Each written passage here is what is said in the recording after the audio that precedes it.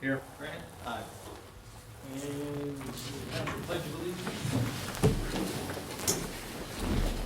I pledge Allegiance to the flag of the United States of America and to the republic for which it stands, one nation under God, indivisible, with liberty and justice for all.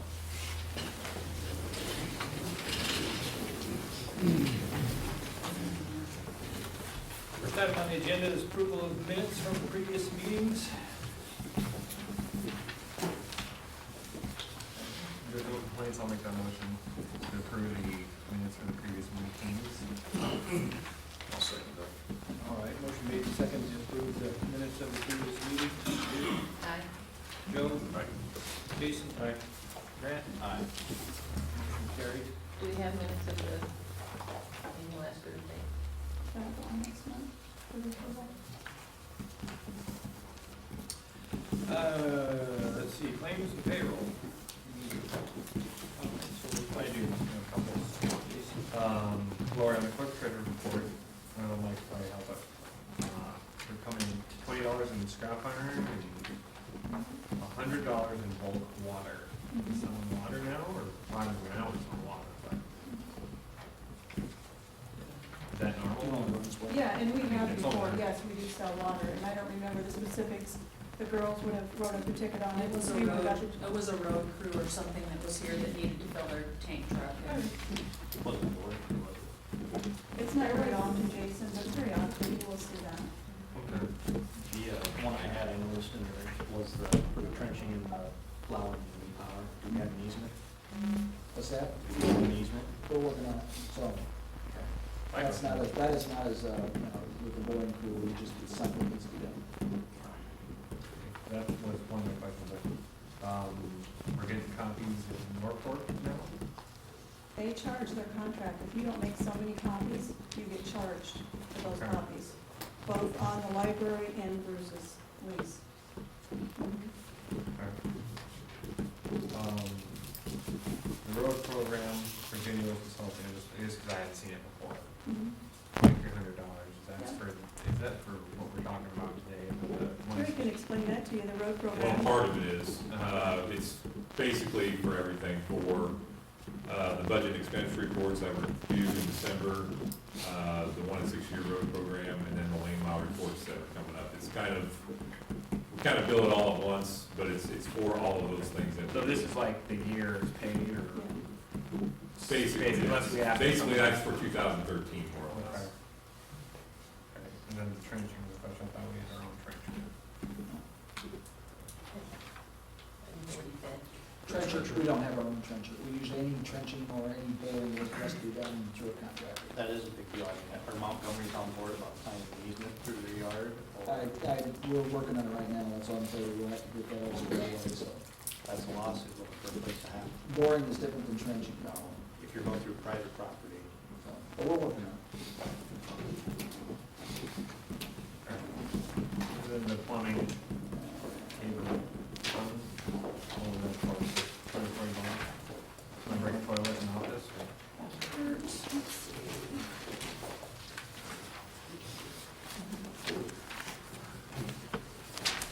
I make a motion to approve the claims and payroll. I still have some questions. Just on the pensions, how often do those deposits? Is that quarterly, is that monthly, is that 6 months? Lori, don't worry about the plumbing. I know, I'm gonna tell you what it's for, just for labor. It was an audio that they did. Oh, wait a minute, sorry, that was on, labor to install fire hydrant. Ah, Yeah. sorry. The- for that one. The repairs of Braddock Diesel, was that a major thing, what was that? Well, let's handle the first one first. What was Joe's question? I didn't hear that. Braddock Diesel? That's once a year, or once a month, excuse me. Pension, Joe, once a month I have to submit that at the end of every month, pension. To Hartford. Actually, it's called Mass Mutual now, but it's under Hartford. Was that your question, Joe? How often? Okay, yes. Monthly. Braddock Diesel, what did we have to repair? What was the question? Braddock Diesel, was it big? I mean, is that more than, is it? What's the diesel? Yeah, shredded, or what was the name of it there? And it was more like the semi, but Oh, yeah. Yes, that was on water transfer trucks, yes. Mhm. The real estate tax that is included in this time is for, It's for 3 different properties, it's a C&D, the farmland, and then it's a Sims property, it's some of those some of those. vacant lots that we have, yes, that are in our name, that's what those are for.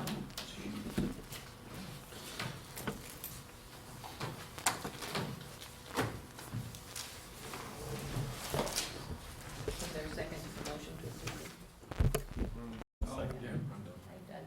I'll second that. Got 2 seconds, anybody want to make a Well, I Brandon made made the a motion. I made the motion. Yeah, Brandon? you Okay. did. Motion made and seconded to approve claims and payroll. Judy? Aye. Joe? Aye. Jason? Aye. Brent? Aye. Claims and payrolls approved. Reports, police report.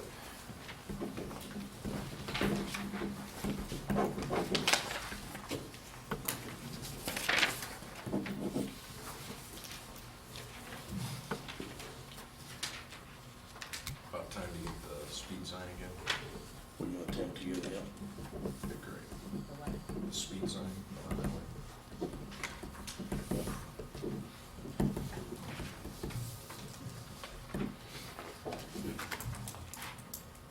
While you're standing here, I'm not sure if it's your responsibility or the street guys or what, but there's a flat cat on Third Street.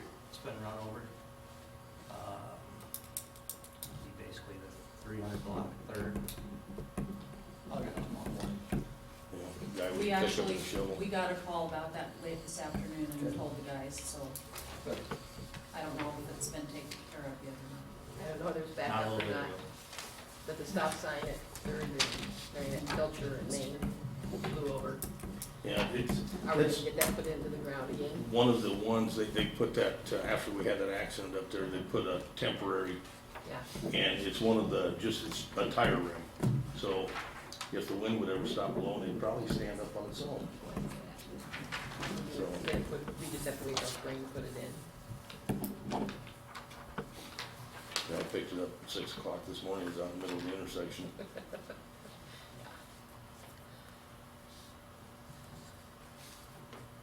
Any other questions or comments for Bruce?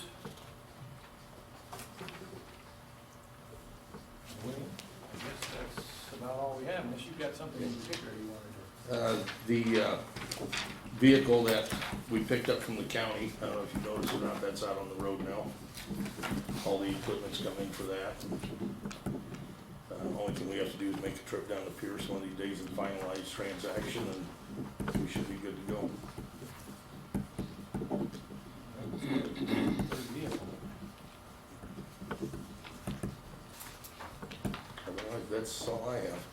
Nothing else Did then? you ever look at Rasmussen, remember when we talked about Rasmussen paving out there on the highway, did you ever chance to look at that? All those, it's just, I don't know if we have, yeah, all those motor horn homes. Yeah, I think one time the discussion was the concern that a couple of his hired men were living in them. Okay, yeah, And they're not living in them. okay, He wants to make one into a trailer and one into a car hauler, I should call it, and then one into like a tool hauler. okay, well, I know one of our priorities is keep Highway 20 looking nice, and that would look cool. I think it should be, looks like the beginning of a junkyard, and Are they licensed? Temporarily right now, yes. And we're gonna start hitting that probably about another month or two. He's just got a in transit on them or what? Well, some of them were just purchased, yeah, so that there's no in transit on it because he purchased them privately. So, you know, he does have the 30 days to get them licensed, but we're watching. Because, yeah, it seems like he's just accumulating more and more stuff between here and there, so. and I don't even know what's going on behind the building, but just, let's keep it looking nice if we can, first. You know what's going on. I don't know either. Anyways, alright, that's all I have. Bruce, thank you. Great, thank you. I guess economic development report, but Roger, you're not here, you gonna do that, Mike, or? I don't think there's anything, there's discussion action, LD 840, I have none, I talked and spoke with Roger Sennebeck and sent him the complicated, complex plan to get the information he wants back on it. So in the same way I expect, and then we'll put together a special meeting so we can get that into the February approval, so we can get going. And Bruce has got to take a look at it too, and we need to get together on it. The site number building did not close on the 6th, and it's still up there. That's it. I didn't hear that. The site number building did not close on the 6th, so it has not been sold yet.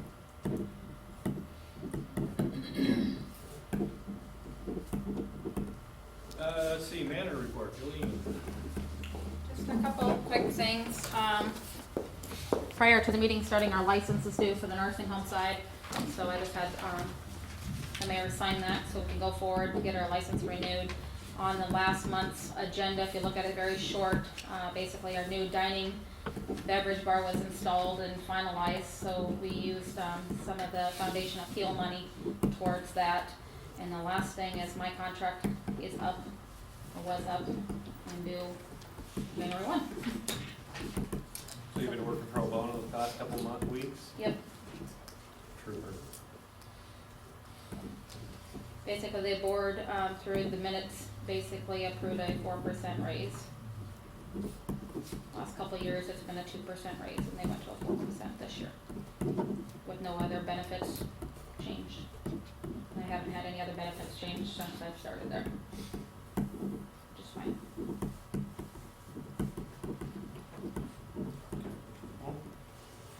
I make a motion that we accept the board's recommendation of extending his contract. I'll second that. All right, motion made and seconded to, what did you say, accept the board's recommendation? Yes, sir. Contract? All right. Judy? Aye. Joe? Aye. Jason? Aye. Grant? Aye. Motion carries. Well, I have That was easy.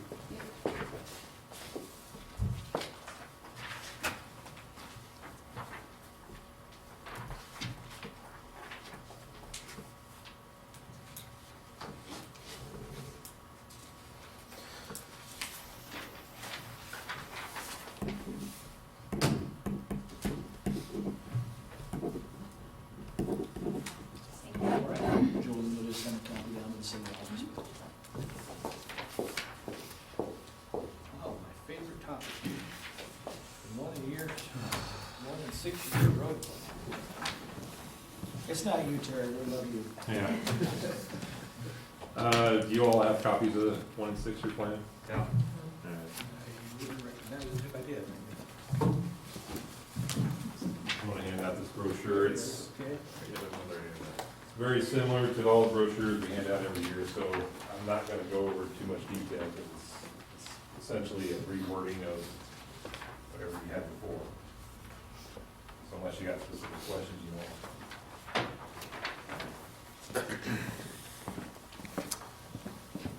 The 1 and 6 year plan, going down the numbers, the first 2 projects there are basically the same as what they were the previous year. They're carryovers from the previous 1 and 6 year plan.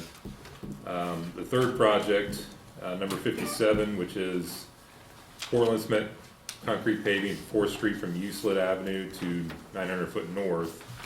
That's a new project that was added on at Mike's request. And that was put in there at the third spot for the priority. And then the 4th project is, again, I believe is another carryover. And the 5th project there in the 1 year plan is a project that was moved up in priority. Beyond number 5, the rest of those are pretty much the same as they were previously. These first 5 projects are in your 1 year plan. And Steve Parr in our Lincoln office, or our Wahoo office, has provided the city with legal descriptions for possible paving districts of those areas. And other than the number 3 project there, the third spot, the rest of these are all just repeats of the previous 1 and 6 year plan. I don't know if there's any specific questions. Since Steve kind of put those together, I'm not sure whether there was a lot of discussion about the projects or not, so. what is 4? West Street. That would be West Street, that's Lincoln, that's from, That's mine. It's Julie's. yeah, that's Julian's right now. It's the one we've got planned on. You got a map attached to yours?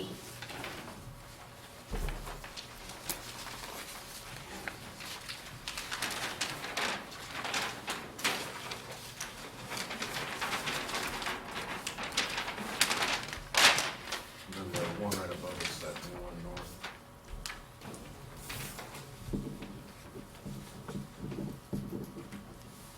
This is the perfect time to get this map.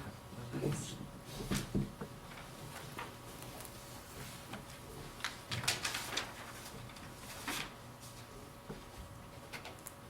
Is there anything we need to do now to advance this process and get to at least, short one over here and the one over by the Legion Club? As he mentioned, Steve Parr sent all the legals and everything that was needed. They were waiting, John Tresac with the bonding was waiting for JDO to finish up on all that material. We received that, we will be putting that in your packets for February, and you'll have everything in along with Bruce. Those are the first two on here, right? Those will be everything that we talked about. Wait, they aren't the first two, isn't it like 3 and 4 or something like? Or, I mean, it doesn't matter what order, but they are on here. Yep. Okay. Right, those first 5 projects are all in your one-year plan. The order of them really doesn't matter because they're all in the 1 year, so. Okay. And I guess just as a kind of reminder that I always remind every town I go to is, the projects that are listed, you're not obligated to do any of them. That's just, we're satisfying the state's requirement by putting this list together and submitting it. But you're not obligated to do any of them. But if you do a project, then it has to be in your 1-year plan, so. On If, West Street, is the county before and the county after a couple mile, or past my house is county again, so we're responsible in between, because it's a through street? On West. on West Street, it's, well, based on the map, it's from Lincoln Avenue, or Lincoln Avenue north. I don't have that distance written down, but it's all within city limits until you get the edge of the corporate limits, so. And Bell, I don't know if you have, I just got this map right here, there's Bell Street. That would be our responsibility. Okay.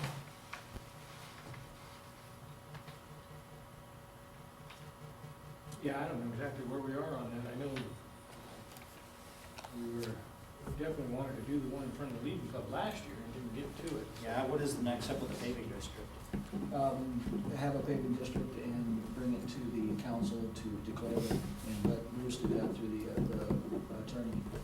And John, I believe, is involved too. John said, Tresac said he was gonna bring it all and take the bull by the horn. I haven't seen these legal descriptions yet, I don't know where they went directly to Tricia somehow.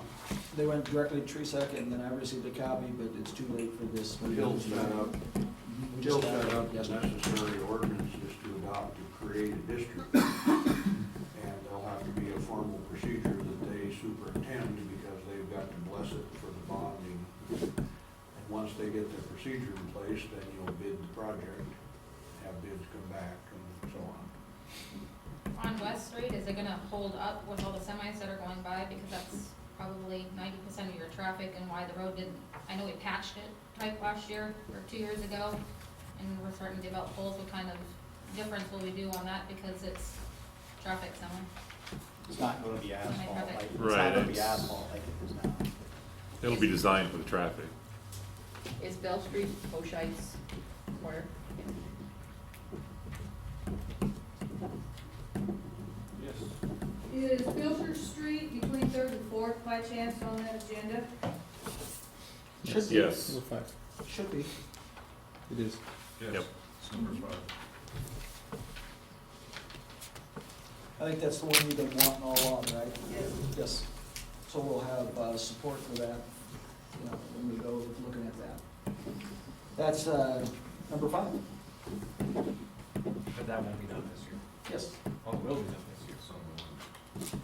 Why, yeah, well, we have lots of things on here. That was part of that paving district we were looking at declaring, was that particular block between Third and Fourth. It was. anyway. Maybe we do better this year. Sure.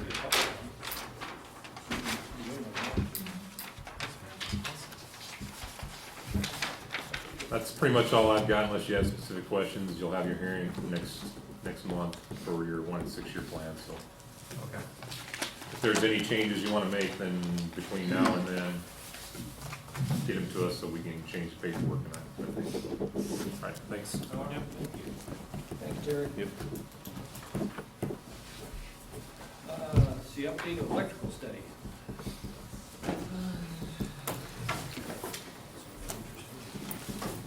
Good evening. I brought Matt along with me to help, just in case I forget something more technical stuff. Matt's been with me for about 8 years now and helps him with a lot of stuff.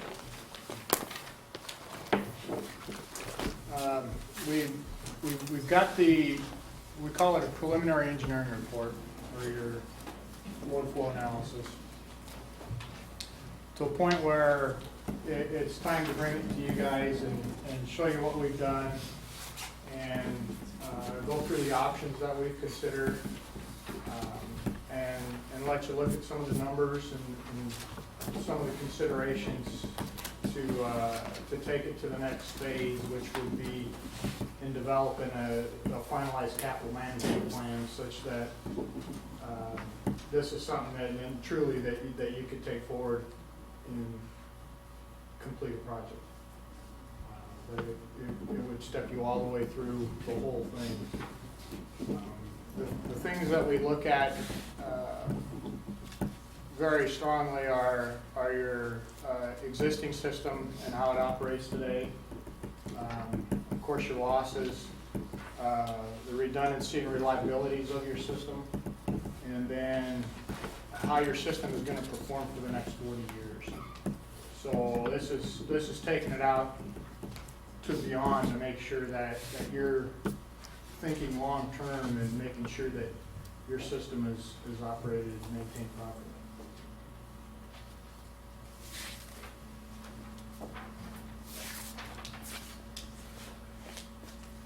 Okay, just as an overview, we looked at current issues. We looked at the distribution system, the power plant, and substations. We also reviewed a remote substation, and I'll go through that when we get to that point. And we provided opinions of cost with a 40-year net present value, basically to bring those back to today's numbers to help in looking at what options are your best options in the long-term expense and cost of your system. And then, of course, the capital improvement plan, which is mostly open for you guys to give us a little bit of direction on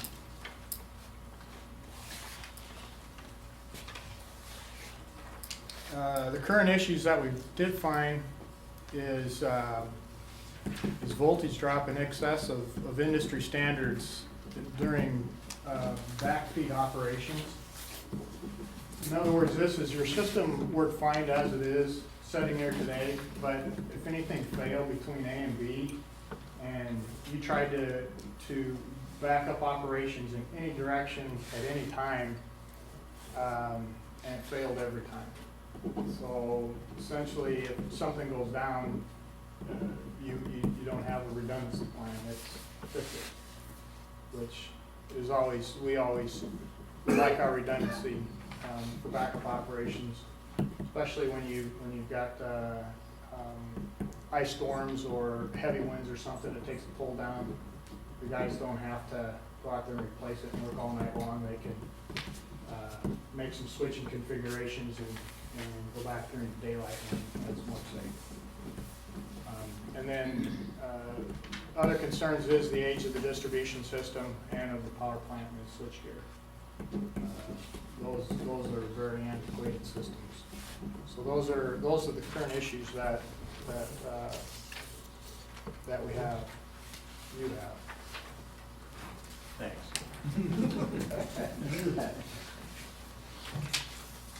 Come on, bud. This map didn't come out very good. You've got a copy of that from that's in the report, and then you're also part of the, like, I can't talk much about it if it doesn't come out very good on the screen. I guess a couple things I'd like to point out is, right now you guys have 7 circuits come emanating from the power plant. You got a cloud up there at the top, and then you got a cloud down here. Those are the only 2 spots on your distribution system that actually have physical connections to them. So that's kind of what we're talking about as far as if you were to operate those switches there to try to backfeed, you're gonna have problems on your system, but you can only tie in those 2 locations throughout your whole system. So in the event of whether it's an ice storm or windstorm or just something that the guys need to do for operation and maintenance, basically what that's telling you is you're gonna have to take a large section of your town out in order to do that work. That would be 1 and 4 on that map. Yeah.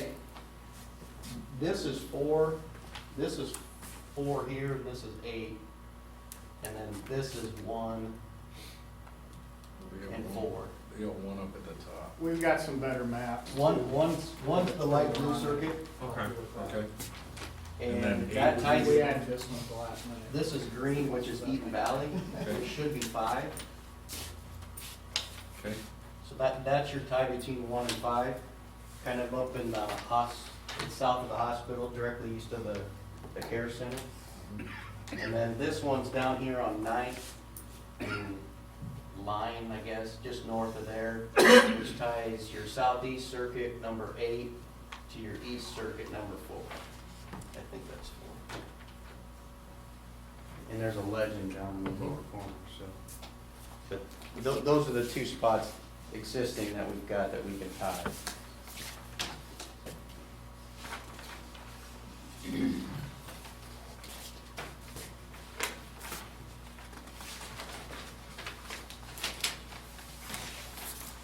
This is turned sideways, but it's at least big enough so that you can read it. Option 1, or this is, this is option. This is existing system. Okay, this is your existing substation and switchgear and how it emanates out to pick up your load. So essentially you've got one transformer that comes in, feeds the main, and you've got your generators that are tied to that main bus. And then you have all of your feeder circuits that emanate out to your system. And what we tried to do here, because you've got generation and we looked at different options of how the controls for that switchgear is, we pulled that apart and did a dash so that essentially everything that is in the power plant it'd be the northwest corner, makes the L shape there. That's what this is it's basically the controls that operate these breakers that are in that back portion.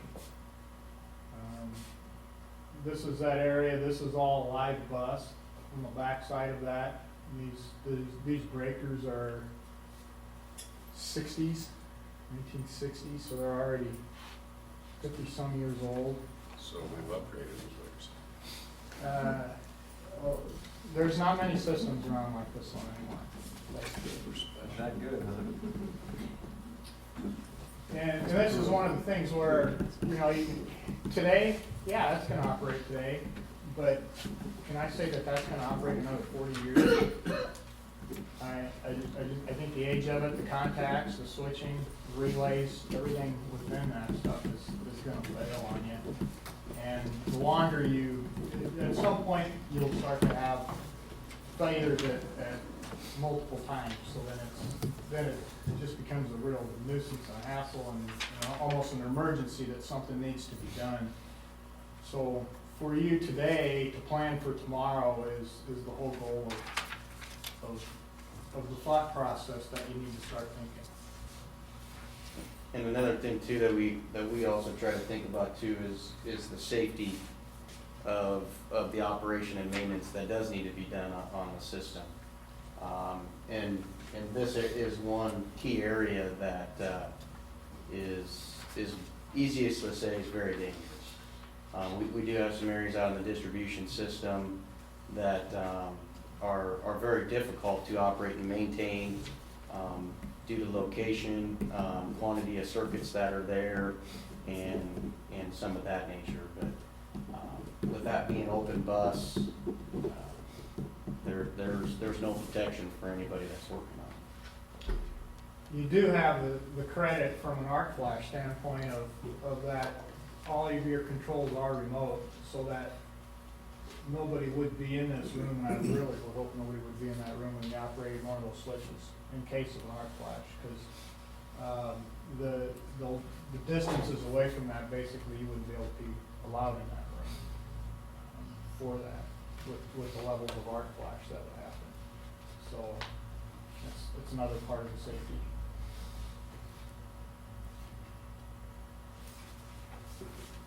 For the options that we considered, the first one is to optimize or upgrade the existing system with its voltage, and basically replace everything that's old and bring it back up to standards, but utilize the same voltage.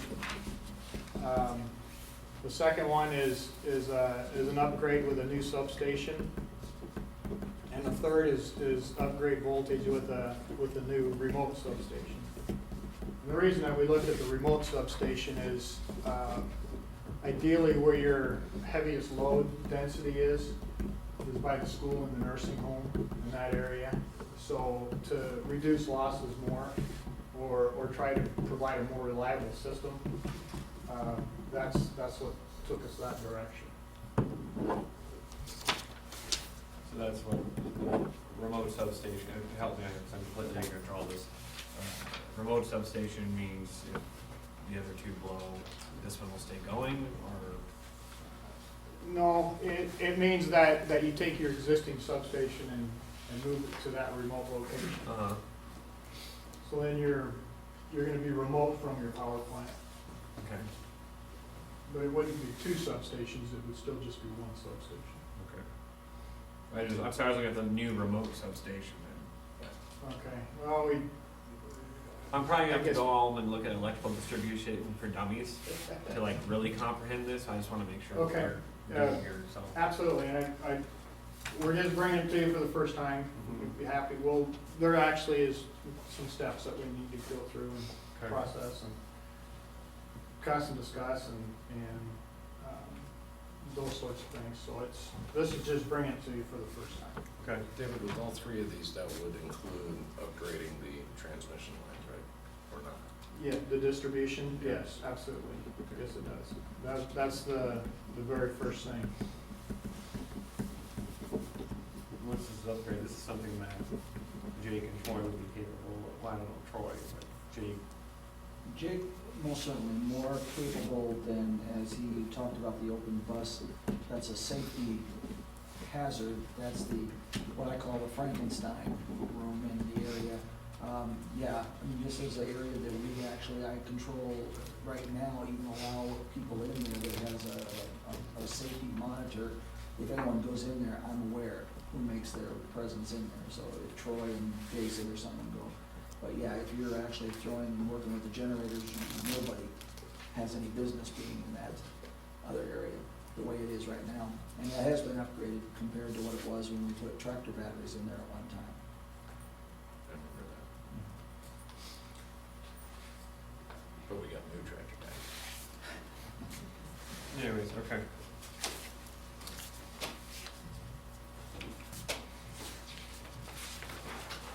Okay, for option one, the improvements that we'd make, we'd want to do essentially 3 loops in town for backup redundancy. So from the color code, then your magenta backfeeds your green backfeeds your purple backfeeds your red. And then vice versa, such that And then you actually, we develop the loops in town. So what this does is it's a bigger wire that will allow the system to carry the available capacity from the other, from another feeder. And then with something like this, then you're able to, you've got your bigger wire that's available for that capacity, and then all the littler feeders can be smaller conductors, so you're still being efficient with, or cost effective with what you're installing. But it gives you maximum redundancy and reliability in an application for feeding a system. Does that make sense? So this is the options that were considered for option one for improvements that are recommended. So it's not only upgrading poles and conductors, getting rid of the older copper conductors and those sorts of things, but it's also upgrading the conductors to a larger one such that we create these loops within your system. And we're also creating some new ties, new sections of line. But we'd still be generating more loss on this one, right? No, this one actually would reduce our losses. And part of the reason for that is we're putting that bigger conductor on the loop. So basically it allows more ampacity, or if you think of it like a hose application, you know, instead of doing a 1-inch hose, we're putting an 1.5 inches, so you're gonna have less friction for that water flowing through that hose. You're gonna be able to get more electricity. So what's that do to our loss? It decreases it. By, It takes it from 50 down to 38. Or 36. I assume the other two will reduce loss even more. Yes. Yeah. Your existing system losses are 50. This option here would take it down to about 38. And the two major sections of line would be up here along Lincoln Avenue. This would be a new 3-phase line up here. And then also there'd be a new 3-phase line along here for Woodland.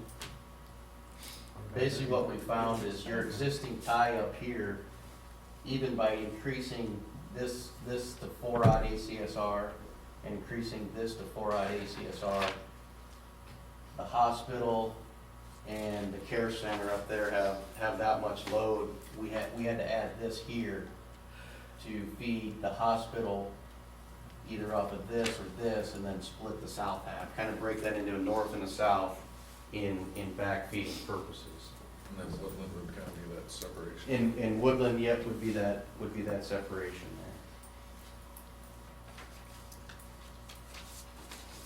there. And the number that Matt's referring to, you know, it's a quantitative number, or it's a way of quantitatively establishing the losses throughout a year. You've got your peak basically on your system, but your system peak doesn't just sit there 24 hours a day, or that would be a constant number. That would be higher. But by taking and going through, it's an equation that does approximate hours and brings it to a constant. You're able to take your typical day. Everybody gets up in the morning, your load goes up, and then it'll drop back down. You go through some of the day, and then, or about 8 o'clock in the morning, then your commercial starts, so your load will come back up. And it'll come along until about noon, and then when people start going home and having supper or lunch, it'll go back up a little bit, and it'll come back down, and about 5:30, 6 o'clock at night, when everybody starts coming home from school and everything, then your load comes back up and drops back. And then based on the climatic actual type of day it is, very cold in the wintertime or very hot in the summertime, whether your heat and or air conditioning is utilized, that also basically raises that level.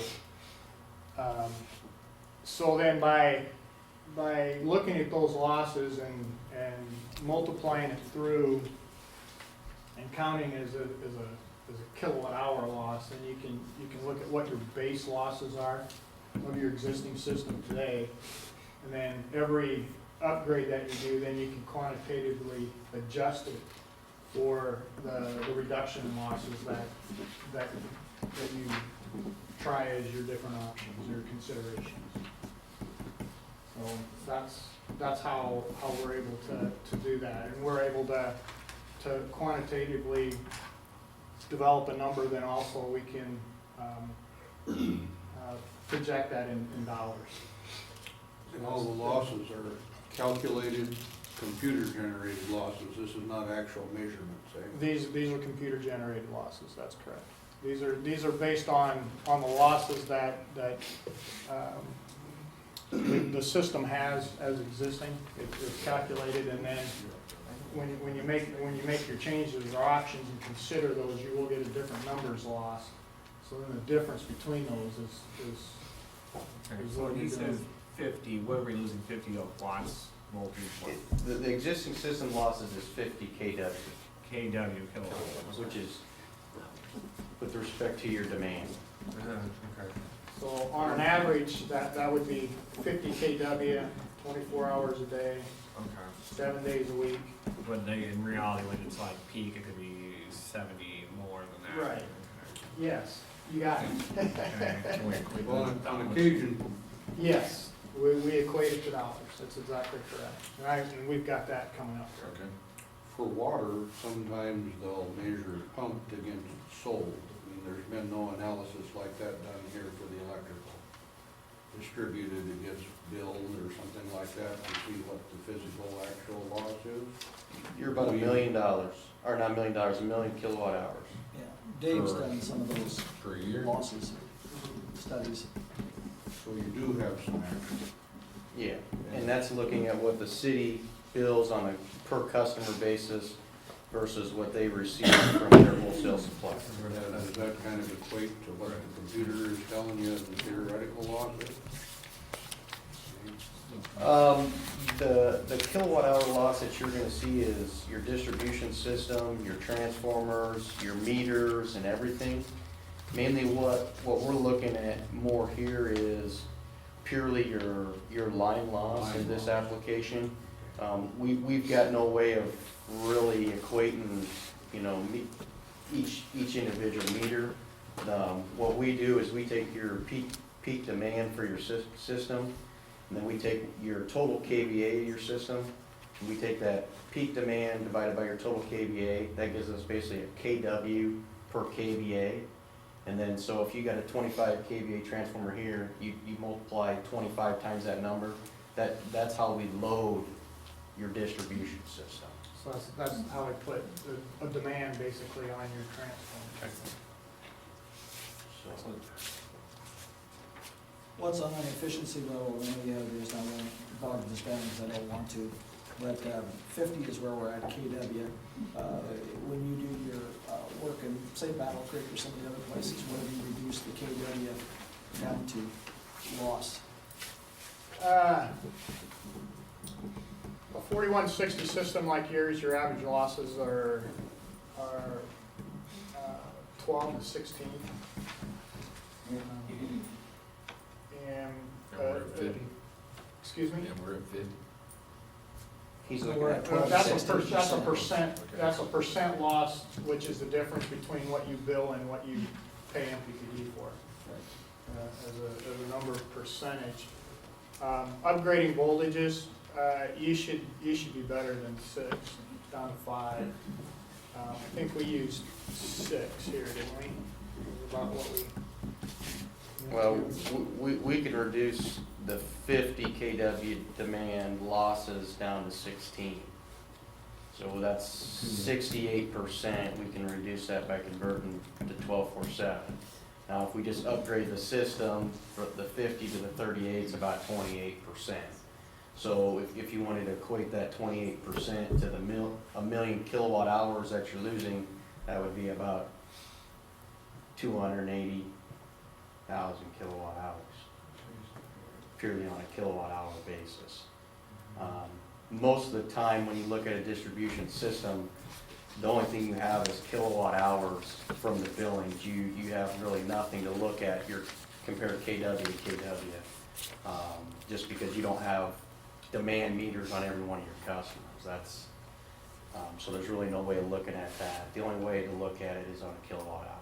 And the commercial ones that you actually do have a demand on, those are their peak, but it's not necessarily the coincidence peak of when your system peak. So that's why we do it on a KW basis.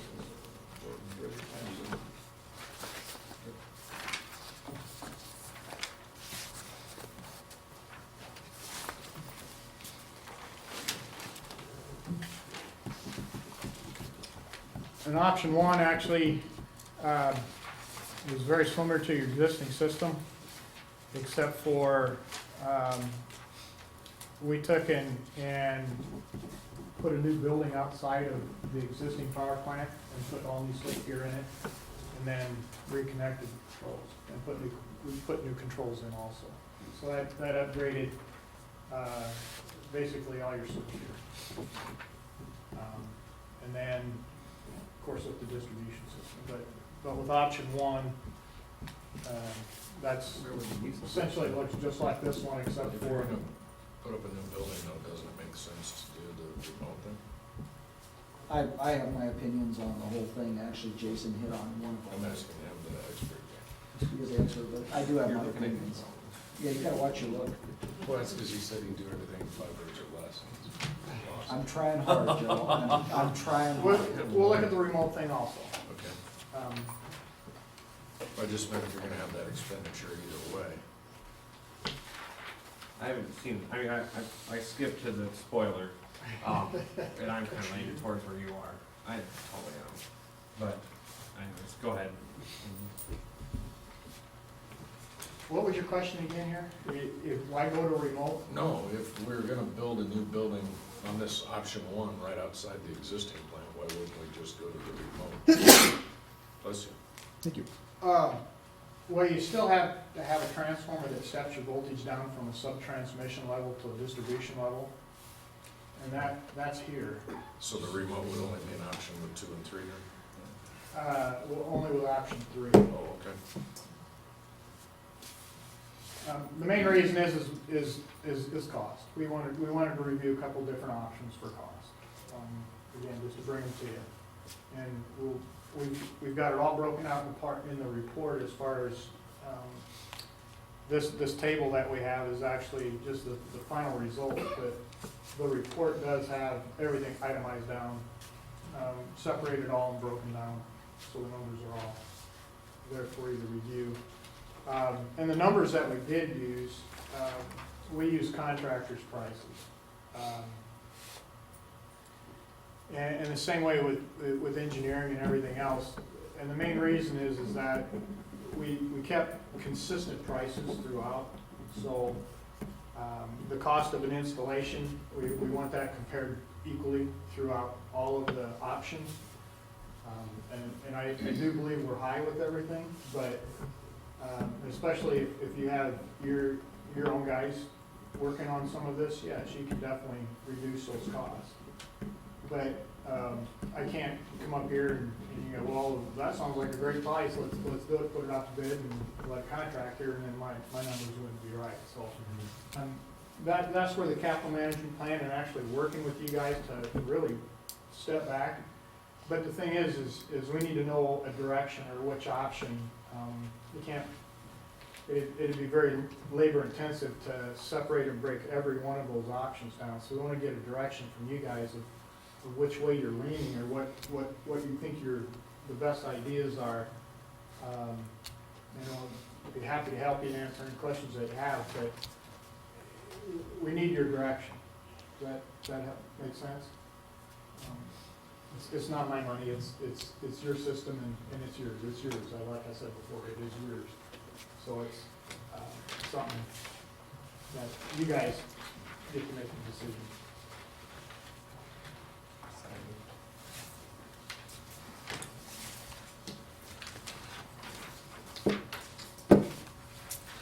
So when we look, the first option or scenario 2 was to keep the substation near the power plant. And the reason for this is that you do not own that transformer or that substation. Your responsibility starts at the secondary portion of that substation. And so if we are to relocate that substation, then you're gonna have a cost there for someone else to do that work. So there's some other things too that we'll look at, but that's the way your city and your setup on your power site is you do not own that transformer that steps down your voltage. So you pay about $10,000 a year for somebody else to maintain and operate that transformer. They're responsible for it, not you. With this option here, we were able to reduce your number of circuits down to 4, 5. Mathematically, it doesn't make sense to go with 5 if 4 is more realistic. But the way that your system's set up and it's not able to tie back redundancy between the red and the magenta, just because you're stretched out. For reliability or redundancy, the backup this direction with you having your loads out here, plus your heavier loads up in the middle, that it makes sense to go to the 5 instead of the 4. Similar reason you have 7 now, which mathematically when you take your total kW load and divide it by your voltage, which gives you your amps, and look at what your circuits per amps per circuit are, they're very low. But for the redundancy, reliability, it needs to be that way. So I'm really kind of confused why you don't have more switches and things out there in your system. That's kind of befooled me a little bit. Why it wasn't set up better on the distribution side, because they said they did enough circuits within the switchgear. Now we'll look at it. Now, hey, look, I know the answer to that, but it predates your staff that you have and the way it was set up with the distribution. So, and it's one of the concerns the guys have is the getting those distribution switches, or what do you call them? Interties. Interties. I mean, that's one of the big things they've been wanting to look at since we've been putting together the strategic plan. The system, Dave, just tell them, just to back up for them, the way the system works is not optimal. The way it was originally designed and the way it spreads out, it's just, it never should have been probably designed that way, but it worked well for this community for many, many years. It doesn't take into account the design of town. I mean, you and I have talked about this. Just the original design is not.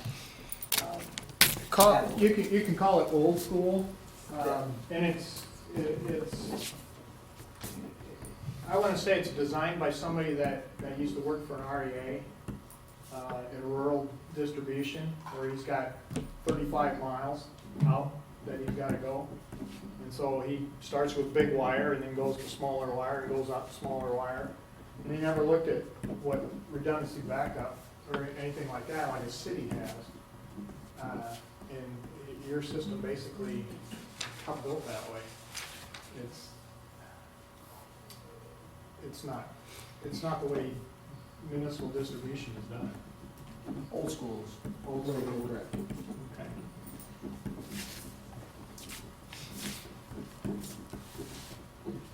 Okay. For this application, you would need a new transformer, and part of it is constructability. You have to, in order for your system to change its voltage, you either, if you were to replace your existing transformer with a different voltage transformer, your whole system would have to go down. And your switchgear, you know, that's still gotta operate your distribution system, even if you use your generators to back it up. But the second that you start to try to use any of that voltage, your switchgear would have to be changed also, which means your whole system would have to go down in order to bring it back up at the new voltage. And all the transformers out on the distribution side would have to be replaced, so it would be very labor intensive, and there would be a long time that some people would be out of power. So by actually going to a new substation, now you're able to upgrade your distribution system and wire it to the proper size. But then the transformers and things, if you have that substation built, then you can start taking the feeders and actually have them backfed and come back around with a new substation and that new voltage and pick it up. So then you're looking at blocks at a time that would be temporarily out of power. So that's where it's advantageous to have both voltages and let the system just gradually be taken. You keep everybody within. You know, then you're, when I say temporarily out of power, you're down to less than 2 hours or 2 to 3 hours maximum that somebody would be without power instead of weeks. That make sense? So the first option that we considered was the location just to the north of the existing power plant. And the reason that this becomes advantageous is the sub-transmission line's already there, and you could connect to it. You'd have a transformer, but then you're a new switchgear building, just like in option one, you would have a switchgear building there that would tie back to your controls of your generation. And with that, then your generators are able to be connected to that new switchgear, and it would be with a transformer that would change its voltage, because right now they're set for the same voltage as your distribution system, or now they would need to be set for the new voltage. But this would all would be done in close vicinity, so if you excuse me. So the controls for that switchgear still could be wherever they are today. Does that make sense? Excuse me. See that one drop or something.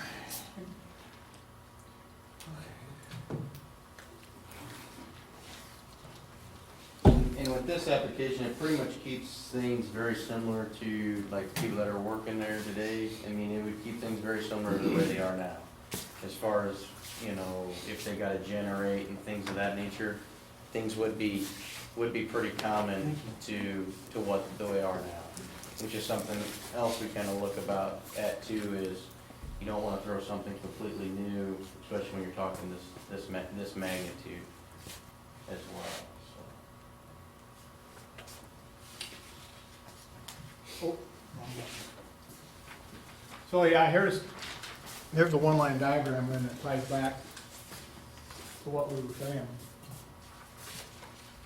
So your controls actually look just like they did here. And you have your new switchgear with a line up here, and then this would be the transformer that would tie your generation into that new switchgear. So you're still putting in new switchgear, just like in option one. But now you've got to create a tie between the two. Another thing that this does allow is it allows you to build your 12/4/7 once you get your conversion done as far as the distribution system. You've got your substation there. Then that allows you to take your power plant, your existing power plant down, you can redo that work, and then actually that new switchgear lineup, it would be new, but we could reuse the existing locations that's there. The only thing that you would lose at that time is your backup operation. but as far as outages to customers, they really wouldn't see, they'd be limited to that 2 to 4 hour range that Dave talked about, just to convert them over on a per block basis, not a system-wide basis.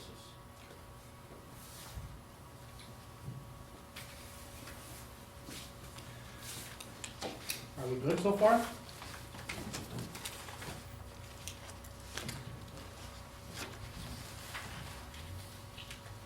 Then for a remote location, remote substation,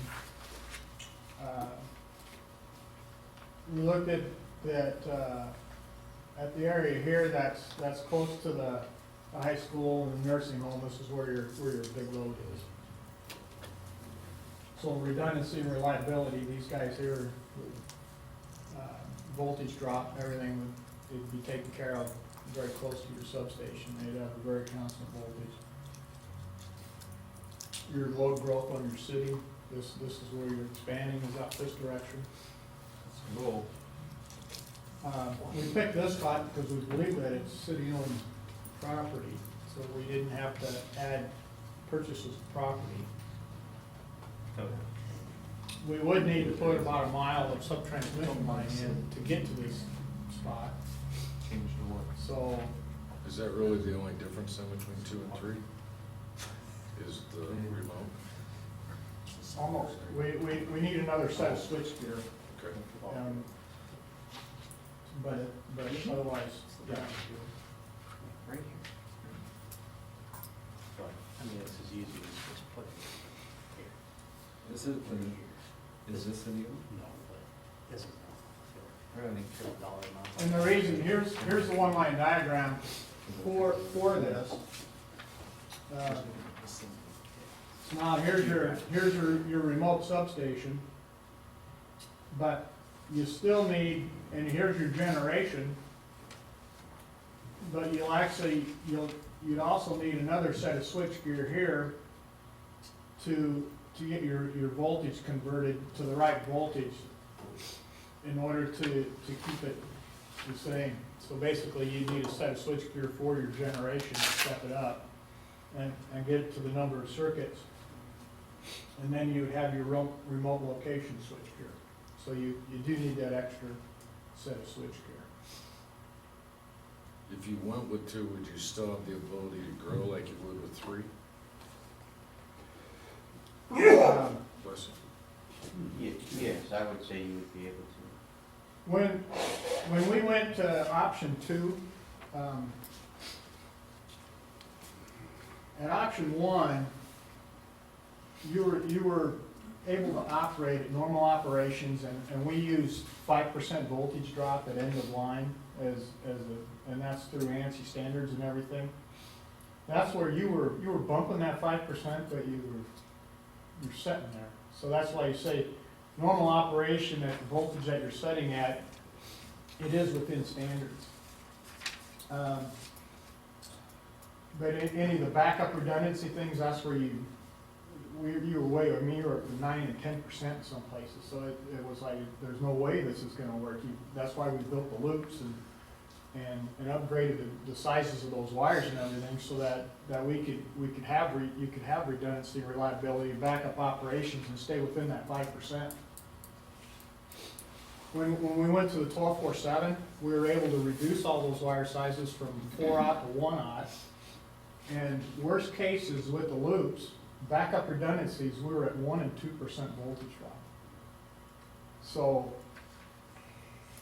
you basically you could add 3% more load to those circuits, which is your growth. That was one of the key issues Jake and Tim talked about, is that the option 1 doesn't give much room for any kind of.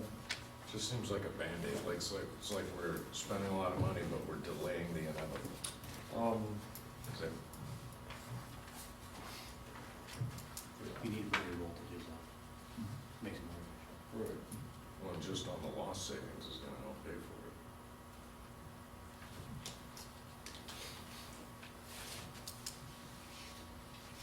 We good so far? Do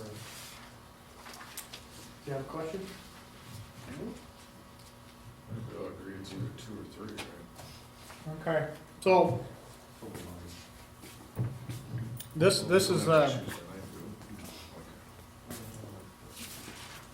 is, this is your results or your, report card or, but all the options, those are what we, developed for initial costs. And again, that's all based on what a contractor can do it for. So if there's areas there. The other thing that is that's paying for everything that the REA would need to do. We should have, based on the options that you want at your direction, we should have a meeting with them and see if they would be willing to support any of upgrading their system. And the reason I say that is, for example, the sub-transmission line that comes into the existing substation is old also. And without a doubt, it's gonna have to be upgraded within 40 years. There's no question about that. So instead of them having to rebuild that line, which would be longer than the remote location, if they would be willing to put in some of that and also upgrade that substation. And one of the other things that could not happen is simply just to take that transformer out and replace it with a different transformer of a different voltage, just because the clearances and spacings and everything are not within tolerances of the newer voltage. It actually, on today's standards, the laws have changed and you would need a lot more space for where that transformer is sitting than what you have today. The clearances and things, the codes have changed. So they would love to have a better substation here also. The chances of that happening, Mike? Easy. Do you think that would have a fairly significant investment on their part too, then, right? Just Yeah, like and 12%? they've already spoken, you were referring to North Central. Yes. Yes, they do know that they're antiquated. I don't know if they're gonna jump on board next year or if it's in the same time frame. But yes, they know they need changes to be done to that substation as well. So first thing you can do is just dialogue. I mean, you gotta talk to them. This brings you to one of the issues that, of course, a supplier of power to a community will always do, and MPPD is, I've been down this road before. They first say that to justify your voltage upgrade as to why they would have to upgrade or expend any money on their side. And at this point, they say, well, your voltage is fine right now, which means that you're upgrading for your personal use, the reduction of losses, and not theirs. Where if you actually brought in a 5 megawatt or 10 megawatt development or something, or a new commercial company or something, then their system would be too small. Well, they would upgrade for free. But because it's not something that's driven only by your personal wishes, then they feel that cost should be borne back on the city. And I've been down that road before. So that's a little bit of a tender area. And to actually have discussions with them and see if what their interests are, or if they would be interested in assisting to help you out, that's a win-win for both. And North Central seems to be a decent rural to work with, so by all means, I do think that conversation should happen, and to see what their interests are. So, Well, just yeah, we drop can. Mean and join North Central. That's one way they would drop mean power and just go to North Central. That would make it more advantageous for them, absolutely. So, yeah, we can definitely provide them a copy of this study and see what their interests are in seeing that your reduction of losses is. There's your number though. In 40 years, you could save $361,000 in wholesale power costs. And I will say that that's your today's wholesale power costs. That's not with increases, and I know you've got a substantial increase coming up here, in April. April.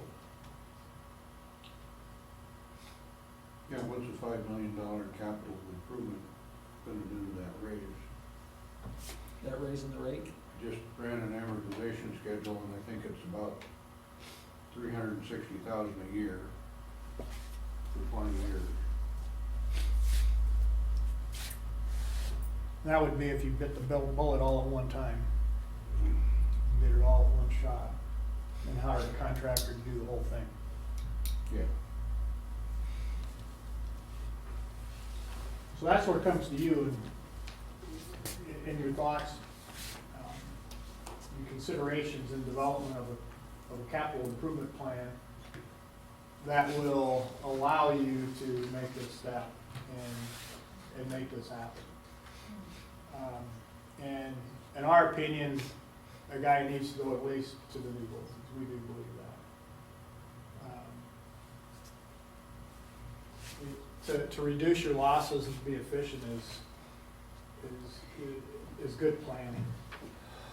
How you get from A to B is where, whether we spread that out over 10 years or 20 years, but it needs to be a goal that you aggressively work towards.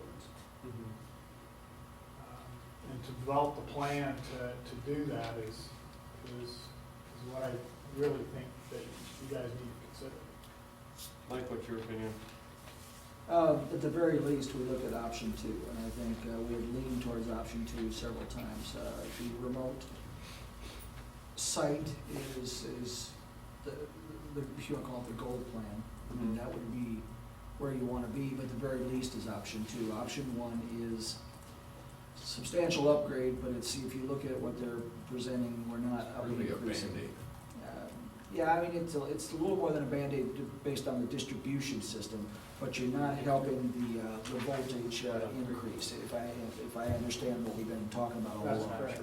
That's correct. Okay. Well, large, Gonna have to I haven't seen this policy, it's not my call, but do you have for $1 million.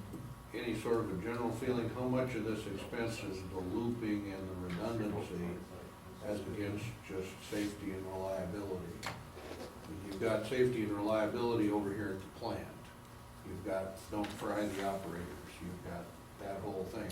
That's fairly far down here. Plus you have list. your poles, the age of your poles Right, and your that's- distribution that's system. what I would call safety and reliability, but then there's the additional factor of the looping and the redundancy, which the town has never had before. It would be nice, but it's enormously expensive. But if you cover the safety and reliability, the redundancy is gravy, is it not? Sort of. I mean, redundancy is nice, but the town has existed for 125 years with no redundancy. What's the cost difference between, for option 1 and option 2, 1-aught versus 4-aught? Well, really, there's probably not a whole lot of expense, to be honest with you, in adding them ties. We're only adding two locations where we're looking at adding 3-phase ties on the 4160 case. To be honest with you, on the 1247 case, we're reducing the number of circuits from 5 to 7. And we actually don't even require that tie along Woodland if we go 1247. So in the 4160 case, I bet if you'd say 10%, maybe. Not all There's not all that much, and really, when you get to the 1247 case, that voltage increase allows you to go so much further that you even reduce, I would say, that number farther. One of your largest costs from option 1 to option 2 is you've got to replace every single distribution transformer that you have. You guys currently have 352 transformers. Ballpark numbers with what we've got, that's around 660,000. So, I mean, if you look at the 40-year results, and take out 660,000, purely that's a cost you gotta have, you're pretty darn close to your cost that you're gonna see on the 4160. Is any of this scheduled to go underground instead of going poles, or? I think one of it. We did put, the one portion, it's the, northeast circuit. Right now, coming out of the power plant, we've got 3 Yeah, circuits we cleaned that that go. up and took a lot of that underground and got it out away from that area before we came up back overhead. So we tried to clean those areas up. Other than that, we didn't put a lot of the areas from overhead to underground. That's back to safety again. But, you know, some of that could be, you know, we could pick areas. One thing that you don't see on that sheet, but you'll see on the back sheets are the breakdowns of opinions of cost.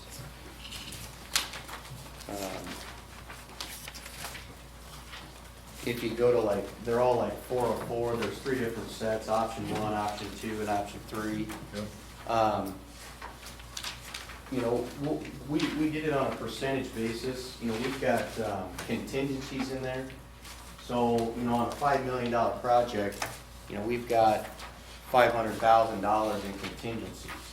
You know, that's for things we unforeseen because we haven't did a full survey of this, buried utilities, anything that we may encounter.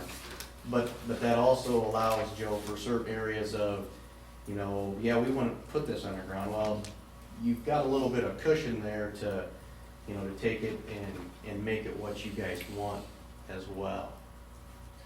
Even like, just to be honest with you, we use 12.5% for engineering and survey, but when you get to this size of project, that cost of or engineering comes way down. You know, that's the standard number. That's why I say, one thing that we wanted to do for sure is be consistent on how we priced everything per option so that it's consistent throughout each option. So that's why I say that those costs are on the high side, but some of the underground things, different things like that, those are wishes of the city, and maybe that's areas that, yeah, those costs could come down.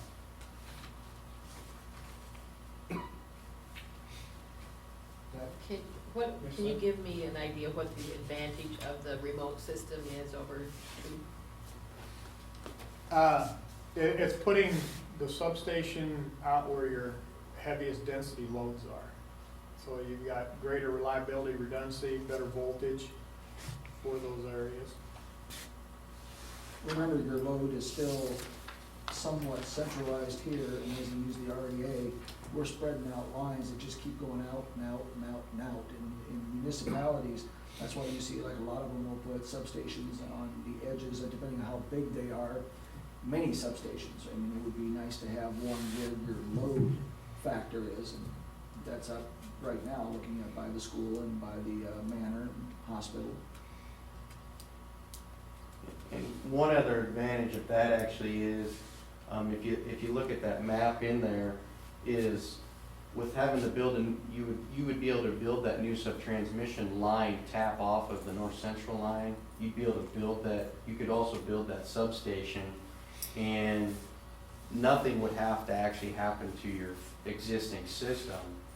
You could bring a new feeder out, and then that would allow you to convert your system that way as well, and basically start at the north, work everything actually back to the power plant, and then once you've got that done, then you can convert your power plant as well. Where, I mean, there's a couple different options as far as constructability of how we would do that, but that allows us to get the source at 1247, I would say, more readily available, and that's where, if depending on what North Central's views are, you know, it would probably be easier for them to rebuild that portion of line versus where the line is right now, just for the amount of circuitry that is there as well. So that's another advantage. So definitely constructability to have that substation remote would be a lot easier to rebuild your system. Does that help? It does, and on these options 2 and 3, the results, the summary results, the lost savings for both 2 and 3 are the same.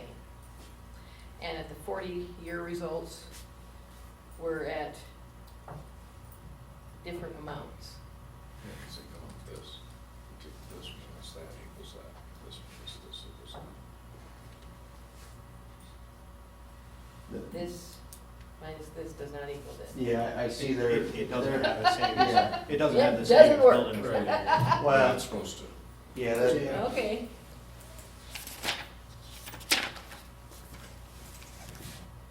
I just didn't, I didn't understand why. Okay.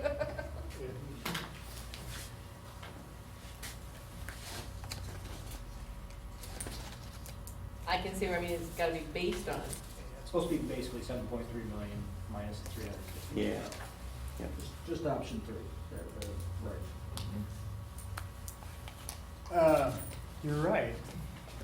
That's supposed to be subtracted. I thought we fixed that, Matt. I caught that one already. Yeah, we did option Okay. one. Goes to Oh, 6.9. okay, I 3.6, apologize. 3.68. Okay. Sorry. 6.9.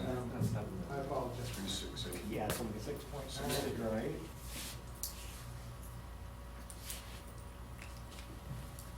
And the two biggest pieces that account for that cost being higher is the mile of sub-transmission that we have to rebuild. And then we've actually got three different switchgear lineups. We've got one at the substation that's 12/4/7. We gotta have the one down here at the power plant that's also 12/4/7 to tie into the local generation. And then we've got our 5 kV switchgear for, Yeah, we're still For the replacing that gen- switchgear that you've got there. Because that's how your generator's tied to your distribution system. So that's still gotta happen in order for you to bring a generator online. It can only take so much load. So you can't just throw it all on there and kill your generators. So you gotta be able to stage it in. Sure. Or if you'd like another total payment on option 1 of 3% of 8.9 million. Over how many years? Over how long? That's a 40-year results, that's what we're looking at. I was running 20 before. And it's about 6.9 million.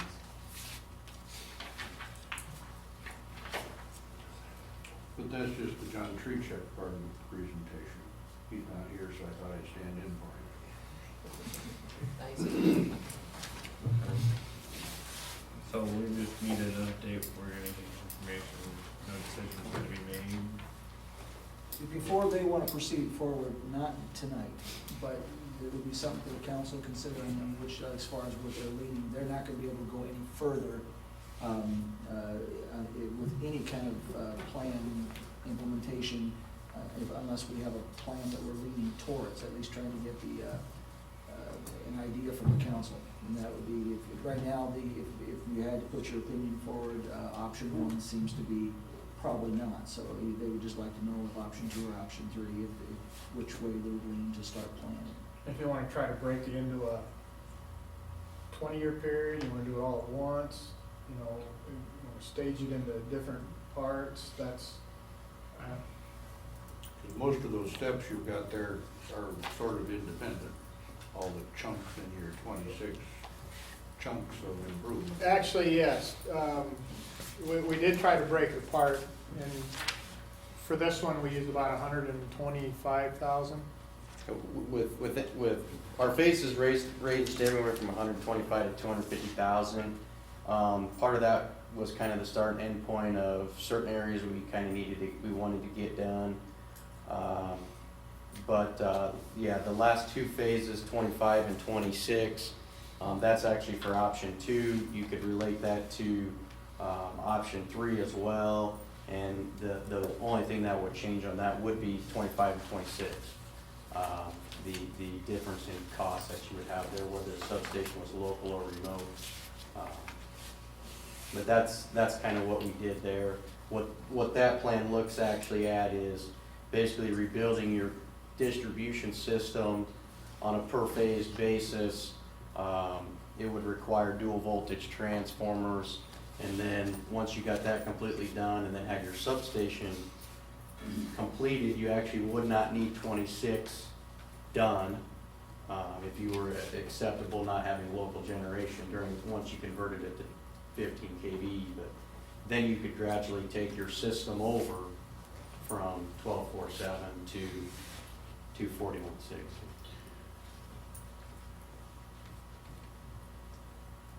And the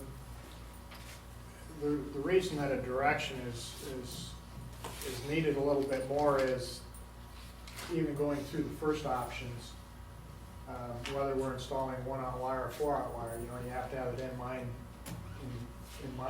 so that you make sure you get all your circuits and everything set up and for your end results. You notice we do have some tree trimming and different things in there also. Those are what we find typical to projects of this nature.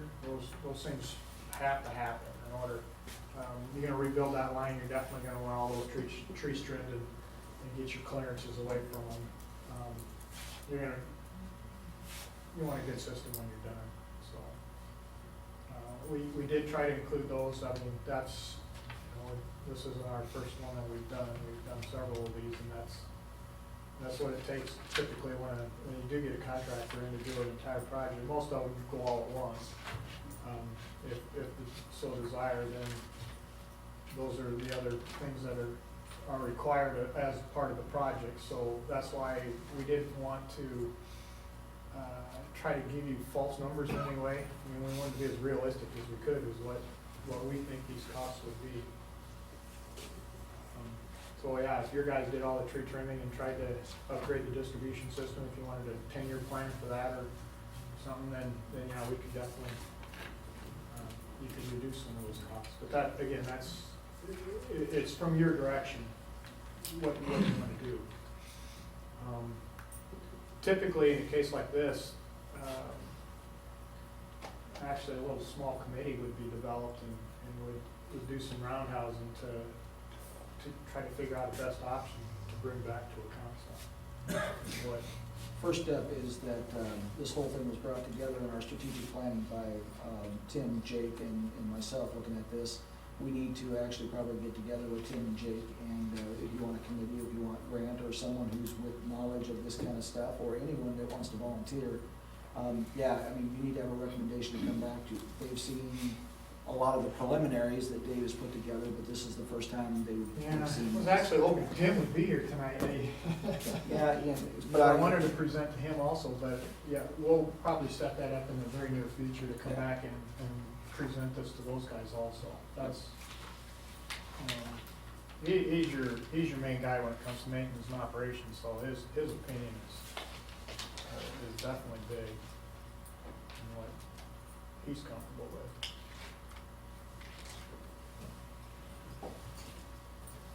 And Jake also. Jake does a good job too. That's where we're at, and I guess it's the next step. Yep. I don't know if anybody's got an interest in appointing a small group to, I think we have to. I'll go. We can talk to you. yeah, keep it moving along faster than Yeah. just monthly council meetings. Exactly. Just keep you as the electrical and lighting. I'll be willing to help out too. And I will do help with Grant, and I'll show up. But that's kind of getting the consensus that you, are kind of thinking option 2 or option 3.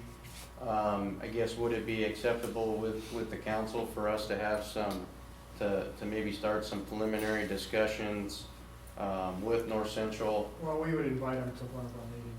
Yeah, if Was you the way would, that we would especially, I want to don't know start that. which contact are you, who would you use out of Creighton? Well, we've spoken preliminary a little bit with Chad Waldo. Oh, sure.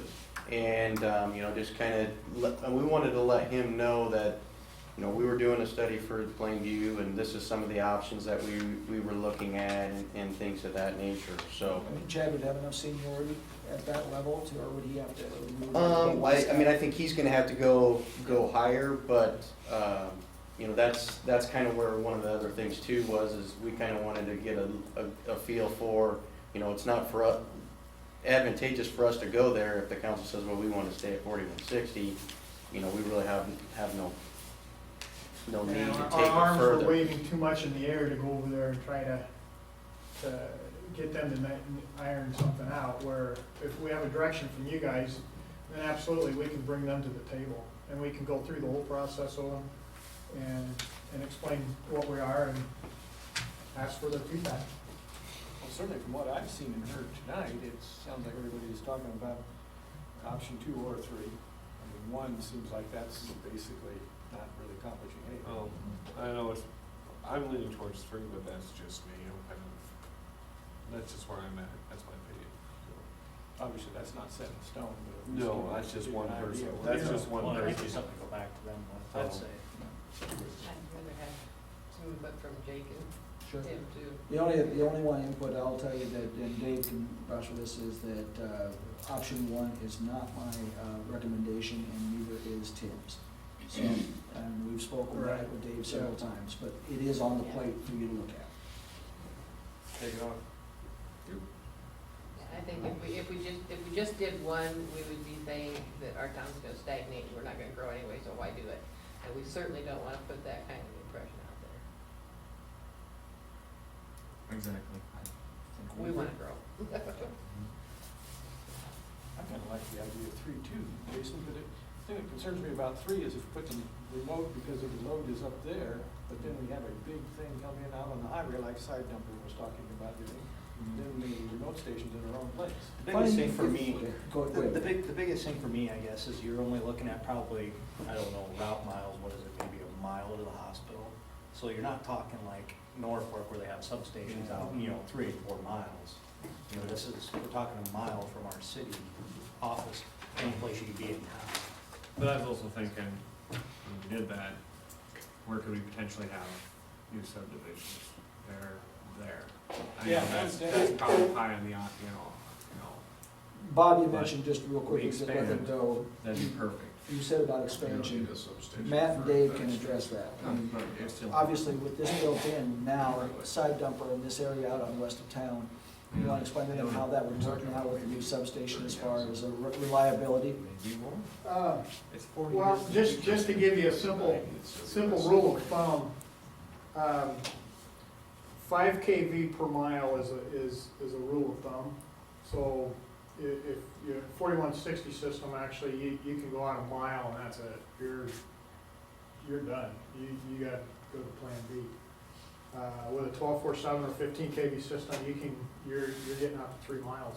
That you can definitely take a good load and not have any problems between the voltage at the substation and your end of line, because that's actually where that 5% comes into play. So, to answer that, we do have that extra circuit over on that back side it does feed side dumper right now with its load. We did include its load, so if somebody was to come back and take that place, we still have available capacity for that. Plus, everything else. And we'd be able to feed it from multiple circuits in the 1247 as well. So, and that's something we don't have. The big thing we looked at is south with the highway and the swampy area and stuff. We just felt that was not the direction that you would go. It's definitely north. And then whether it's north and a little bit east or west, that's. Wouldn't it be a It huge was selling still- point too for the town? Absolutely. Reliability, electrical reliability, Oh. Well, yeah, and that and backup generation. That's, backup generation at the same time. that's a very big selling. I understand, that's just, I don't know if we need to make any sort of a formal action as far as setting up this committee. Just consider it done. unless Joe wants to do it, No, you're or fine. Judy. No, Jude, Oh, look at that. If it just wants to be grand. I had I truly thank you for your time. I apologize, it actually took a little longer than I wanted to, but, I think you guys did a really good job. this is not the explaining easiest it to us. type of study to do, so. Thank you again. Trying to explain electronics to a bunch of non-electricians. Welcome to Grants Road. Yeah, I know something. Thank you for your time tonight. Thank you guys. Thank you.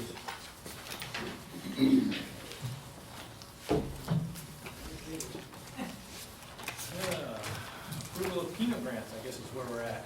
Jason, you got one? Little kids bus and fund applied for one. And you probably have the information in front of you. Yeah. The only thing is you can't apply for tax. That can probably be covered if that doesn't get approved. And then usually we go 50%, right? Mhm. Well, I mean, we've obviously, that rule is something. Right. I'm just happy there's matching funds, honestly.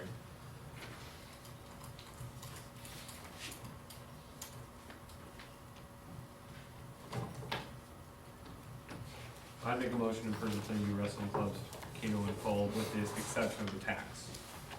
You want the 2295. Minus, oh yeah, 20, there you go. Yep. I'll second that. All right, motion was made and seconded to approve that Keno grant. Judy? Ready? Joe? Aye. Jason? Aye. Grant? Aye. Motion carried. Is there anybody here for Northeast Nebraska RC&D? I guess that's another Keno grant.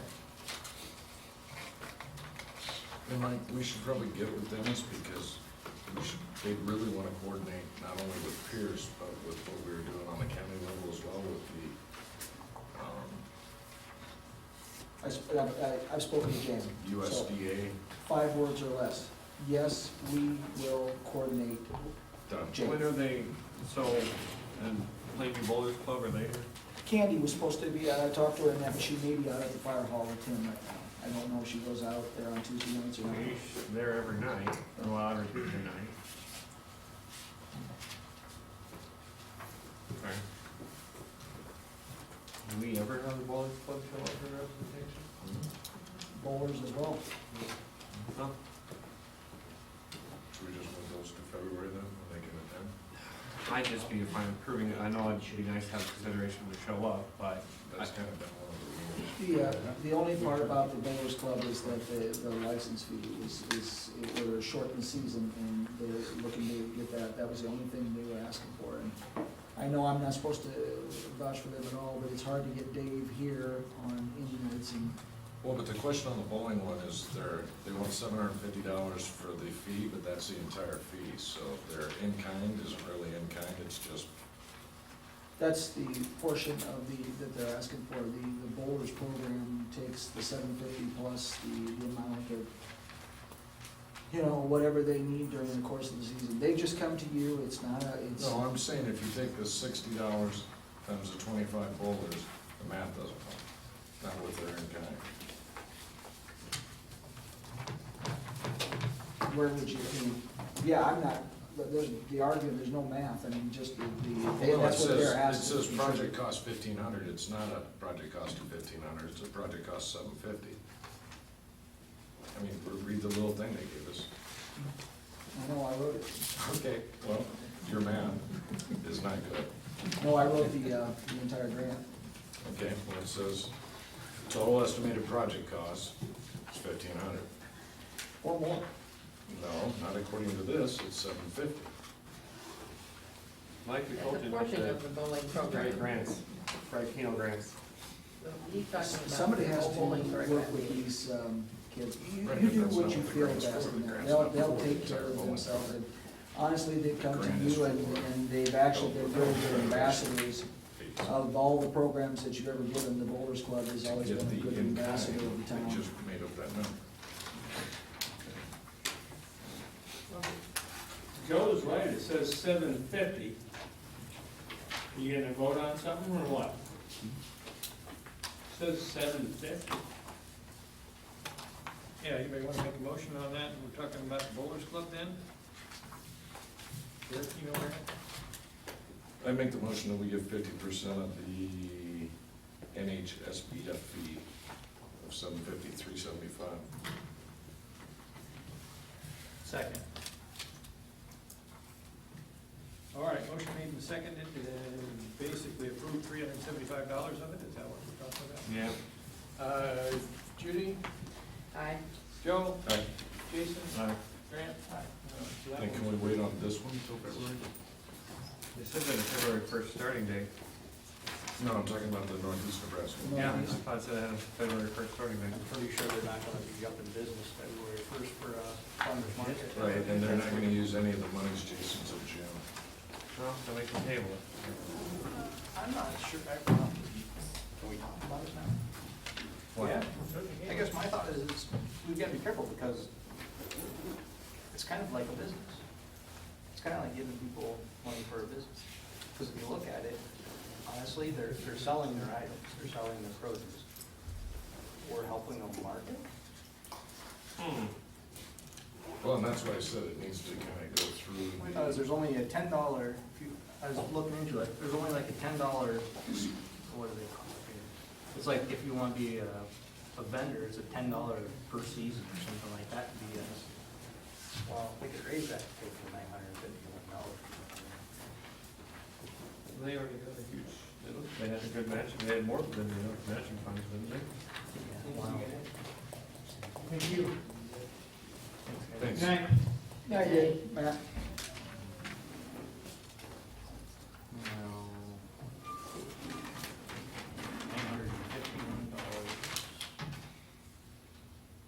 Yeah, recommended a $10 per season vendor fee. Wow. $10 is, Yeah. I mean, they could raise that, if you're a Oh, farmer's it's market usually- guy and you're selling your It's produce, usually at least $5 a day. and you're gonna Go to a sell, farmer's you're gonna market. sell how many dollars worth of produce you pay for your own marketing, or put it together and use that for your, So let's table Why table it? Just do nothing. it. Okay. I mean, they're not here, and that, I'd like to table it. I'd well, let them give them the opportunity to come back on in February. Well, like I said, I'll speak to there's also Jane USDA personally. program that's She'll be here at the next specifically for meeting. this, and just over the call her. and I feel better about them getting it from that. Approval of housing grant claims. I have a question on this, Mike. Back here. Thanks, guys. This area used to have stuff in it, like information on what we were spending money on. And now I kind of just, I'm not clear on what we're spending.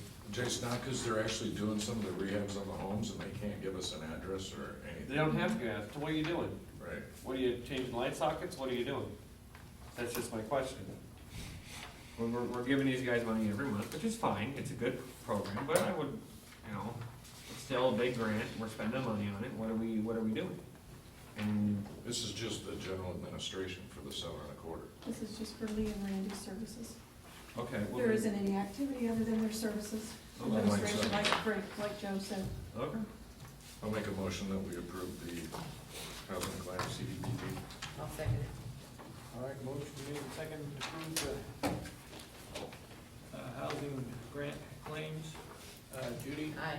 Joe? Aye. Jason? Aye. Grant? Aye. Motion carried. Mayor's appointments, where do I stand with appointments anyway? Somebody lost. You have one appointment, Bob, Keith Nelson on the Housing Authority Board. It was asked that these all be put on here as a recognition more than anything. Keith Nelson is the only one you've got to approve. But the other ones, we still need one for the pool board, one for the park board, and somebody in the library. Right, and they will be searching, but they will not actually have a board meeting until closer to the season start. Any idea how much time is involved in each of these? Because I've had people ask and I have no idea depending on the board. Depending on the board, Housing Authority, very little unless there's activity like this grant. Park Board meets monthly, seasonal. Pool Board meets monthly, seasonal. Starting one, just like, same time as March. park, probably Yeah, park. almost identical. Handy van board meets monthly. Tree board meets, only when needed, almost never. Donna, far off? Okay, well then I make a motion to approve Keith Nelson for Housing Authority Board if that's who Bob wants to appoint. Yeah, it's fine with me. I'll second that. All right, motion made and seconded to approve Keith Nelson on that one. Judy? Aye. Joe? Right. Jason? Aye. Grant? Aye. Who is he replacing? Keith Nelson's not, he is reopened. The library would be kind of a serious one we need to get filled, wouldn't you say? So we got anyone that would, I know they're working on it. Donna, have you heard from anyone? Okay. The board that. make Barb do it? That's what I do with my wife. President make her a vendor, but. I think You don't want Barb, to be right or happy, Dave. I think Barb was I in never am. consideration. I do believe Barb's name was mentioned at the last meeting, right, Donna? She did already. Barb Baird? Before, I think. I don't have anything to say about that one, though. Action on revised electrical ordinance, discussed in December meeting, because I'm not sure what that Well, was. that's the one you, Mike had brought up and we had typed up. I didn't bring a whole stack of copies. The real issue is the city adding on furnishing underground wire up to the meter loop. Correct. I mean, that was the essence. Everything else would stay the same. And the city has always run power to the meter loop, but this would say run underground to the meter loop. It adds just that phrase. And here's an original and one other good copy coming down, one of them down, Lori's got her hands on it, but the others can look at. Do we have a number? And in paragraph 5, we just are saying, adding in, if there's a request for underground, the city would furnish underground wire to the meter loop. Customer would pay the additional cost. Is there a footage or anything? Yeah, is there a limit to how many feet? It would be the same as we would with overhead. I mean, we would provide new wire and just absolute, so there would be no change. Okay. Is there a number? 916, Joe? 916 or 15? 916. 16? Mhm. I'll make a motion, we approve ordinance 916. Second. On the first reading. Who's second? We both. Grant did. Grant did? Okay. All right, motion made and seconded to approve that ordinance 916. Lori, you got 916 on this other one, though, Well, on the zoning one. it is, but this is replacing it. This one was never passed. It was last month, and I wasn't here. It was given that number, but this is just replacing it with the addition. No, this one is about the outbuildings, About the what? the accessory buildings. Oh, yeah, it says on the agenda too, ordinance 916. Okay, then this one's 918. Yeah. So the This one electrical will is be 918? 918. Yep, Okay, amended with 918. yep, 918. This other one will be 916 we talked about. Motion was made and seconded then to approve ordinance 918. Judy? Aye. Joe? All right, Jason? Aye. Grant? Aye. And that ordinance has passed. To waive, We have second, third readings. I'll make a motion that we waive second and third reading. All right, motion made to waive second and third. Is there a second on that? sure. Motion made and seconded to waive the second and third readings. Judy? Aye. Joe? All right, Jason? Nay. Grant? Aye. Motion carried, so I guess 918 is approved.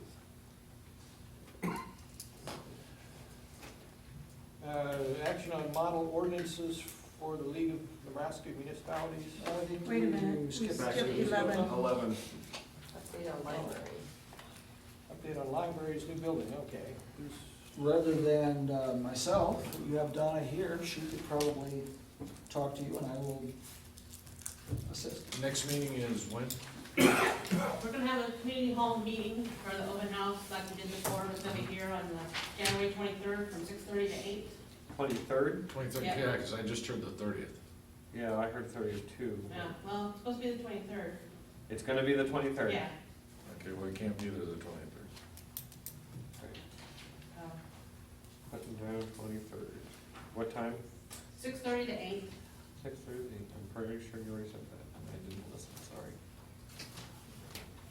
But it's not on the 30th. It's the 23rd, yeah, A Thursday. yeah. There should be something in the paper hopefully tomorrow Very good. about it too, so. And everybody's always free to come up to the library and look at the plans that we have and make comments, suggestions. We're getting a fundraising committee together. We have 5 people now, and one's even a grant writer, so we're looking at the CDBG grant through Public Works. But it's due May, June, we won't know until the fall if it happens, so. Then there's at And we're least, looking at the Peter Kiewit, the lead, and then they're doing that civic center one, so. those are the 3 I was gonna say.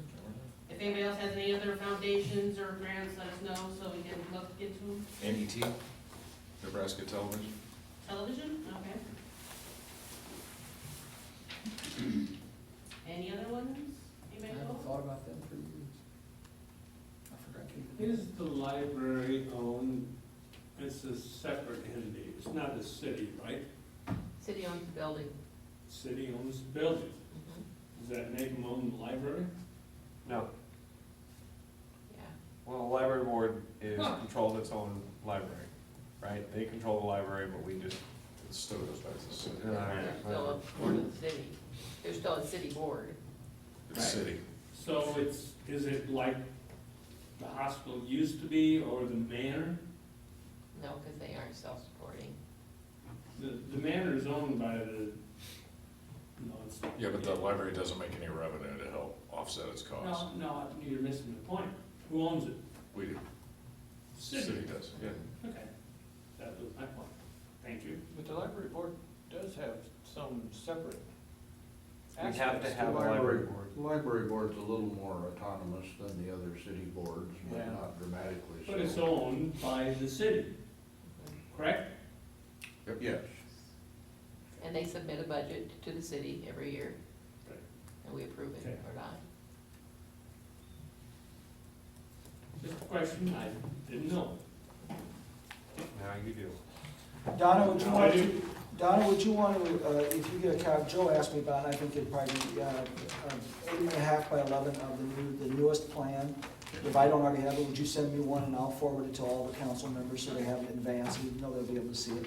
If that would be all right? Where are we on a bond issue for the? There's a couple things, and I'll help Donna out here on this one.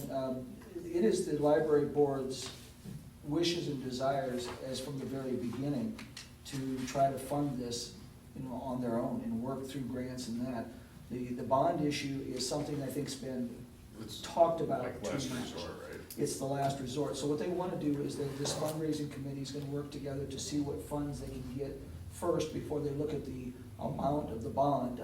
Trying to beat the bond issue and putting it on the May primary probably won't happen. But they can't even get like the CDBGs in until May or June. So, I mean, there's probably looking at a bond issue in the fall. What's left over that they haven't got any commitment for is what they're looking at. And I think they were vocal. Don, I mean, did I say anything out of line? Wasn't that the board's wishes at the last meeting? To look at independent funding first and then present to the council what they have. Would there be a problem if we bonded it and then didn't use all the bond money? Talk to the legal counsel, returning a bond. You mean if you passed a bond issue for a certain amount and then just didn't spend the money? I am sure that could be done. I mean, the bond company people would have to understand what you're doing. But then where would that But money if go? you just tell them at the Just last right back minute, to the bond company? only sell $300,000 worth of bonds, don't sell $400,000 worth of bonds, they would do that. Probably wouldn't happen anyway. You don't raise the money till you really sell the bonds. As a practical matter, remember, the bond company buys all the bonds from the city, and then they resell them and keep the difference. But they have that all lined up before they even sign the last documents. So, yeah, Do we know how much we could bond for and pay back with the 1%, 1/3 of 1% sales tax? $35,000 a year will get you a $500,000 bond, according to John Trezak. based upon a little higher interest rate too, so it might be a little bit. Yeah, I was gonna say, I think it's less. But that's in the ballpark, that's all, you know, what we would get. What's the cost of the library at right now? 1 million, no more, no less. I mean, there might be some contingency costs, but that's what the ballpark plan was coming in. Donna, am I out of line? 1 million is what the last?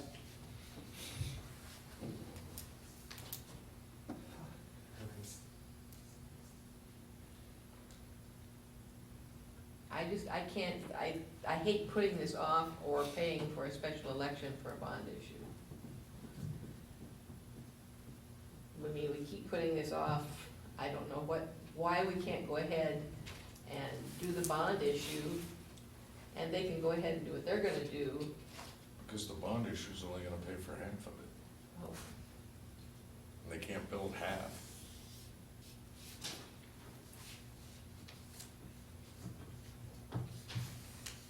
Can I ask a question? Bond issue has to come to a vote, right? yes.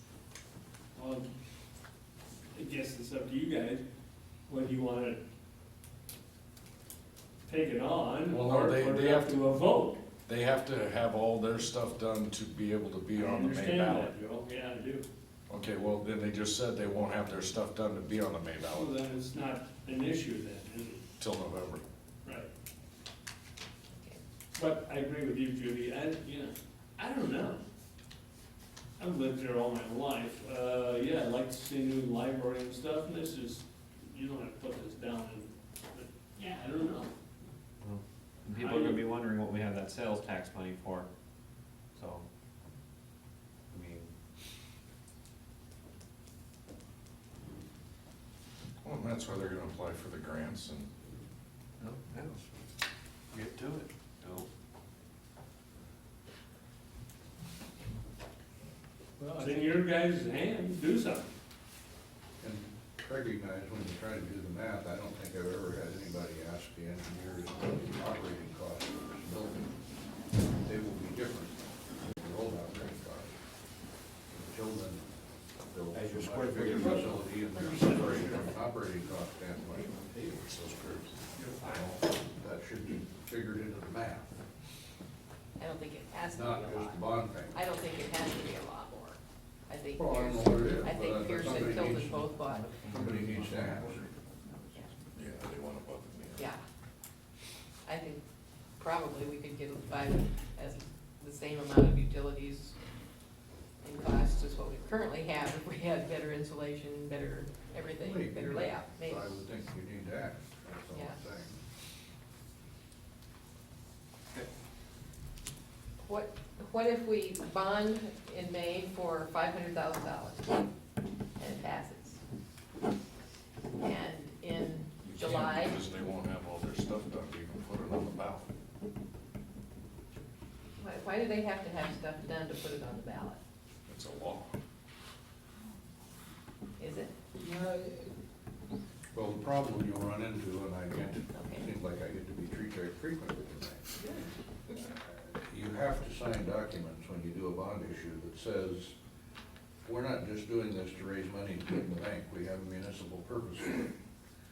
There's what they call an arbitrary law, and you can't just sell bonds at a municipal rate and make the money and then do with it whatever you please. You have to have a municipal purpose stated and moving at the time. So I think he's gonna tell you, we can't sell them and just put the money in the bank and wait and see what happens. You can't sell bonds just for an investment. Because if you bond it for 500 grand and then they're only able to get 100 grand and you're 400 grand short. Well, change the plan.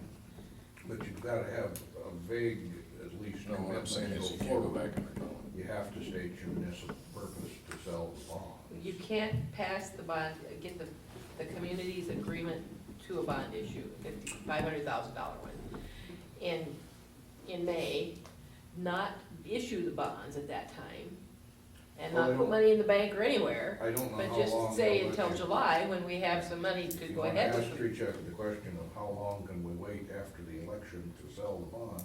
Yeah, We need to ask him that. That would be their call. okay. I don't have that answer. But if it'd be easy enough to ask him.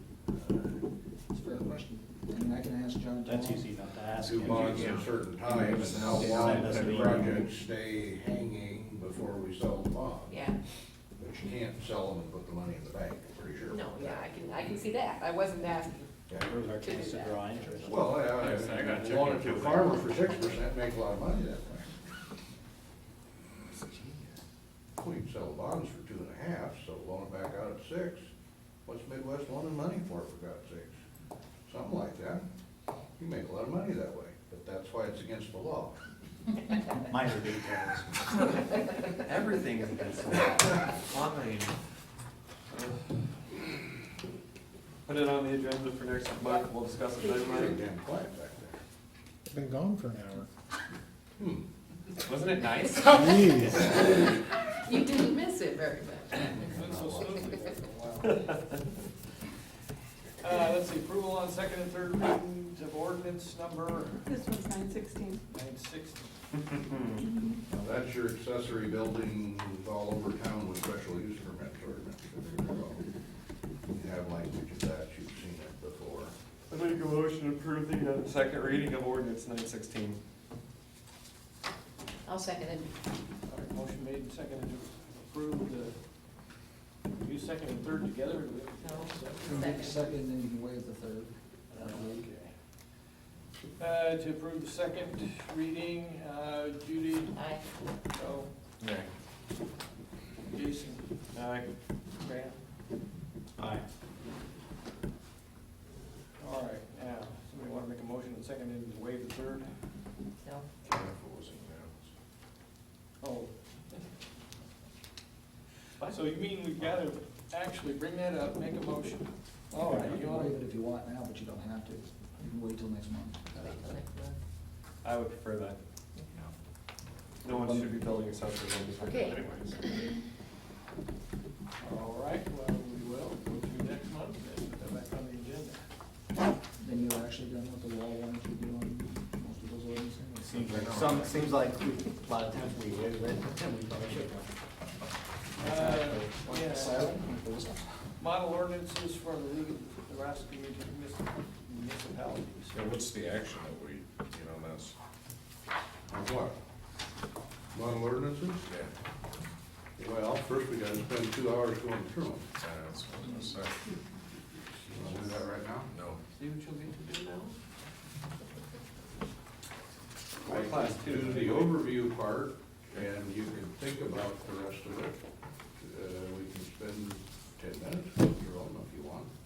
If you wanna really go through them, there's a lot of stuff here. But you can pick and choose those that you want on for next month or something like that, and they can be discussed further next month before you pass them. LB 113 is one that piques my interest. Which one? Elected officials, second class only, giving the mayor the right to vote on a city council action when the mayor's vote will provide the additional vote necessary to qualify as a majority of the council. Very interesting. Well, that just happens to be, Then why is it no suddenly? that happens to be about they're in a certain order. You have them in a certain order. Do you wanna discuss them in the order you got them, or what do you wanna do? You wouldn't have time. You have to send this out. You'd already What have is, the what majority. what is the purpose of this law? What is this here? This is my interest, that's what I will describe. Something to change or all. All right. Right now, he only goes in break five. That's what I want, everyone else can look at the other ones, I don't. And if Isn't there's- that what that says? Actually, when the mayor's vote will provide the additional vote necessary to I- qualify as. Do we, if we have only three members present and 2 vote for it and 1 votes against, Or is it just That's a like tie majority. breaking? is that majority? I think it has to It's do not a with majority, it's not a majority of the council. how many people are at the meeting. Okay, so you're You saying can't have a now, meeting with 2 council members. but Right. now you But if you had could. 3 and 2 voted yes, that's a majority, isn't it? Or do you have to have 2 of the? There are a lot of things that require a majority of the council, of the elected. Sitting here is 3. Currently, the law is a mayor can only vote when there's a tie. 2 to 3 or 2 to 1 is not a tie. Mayor cannot vote as things stand right now under those circumstances. Like to override the second and third reading thing for an ordinance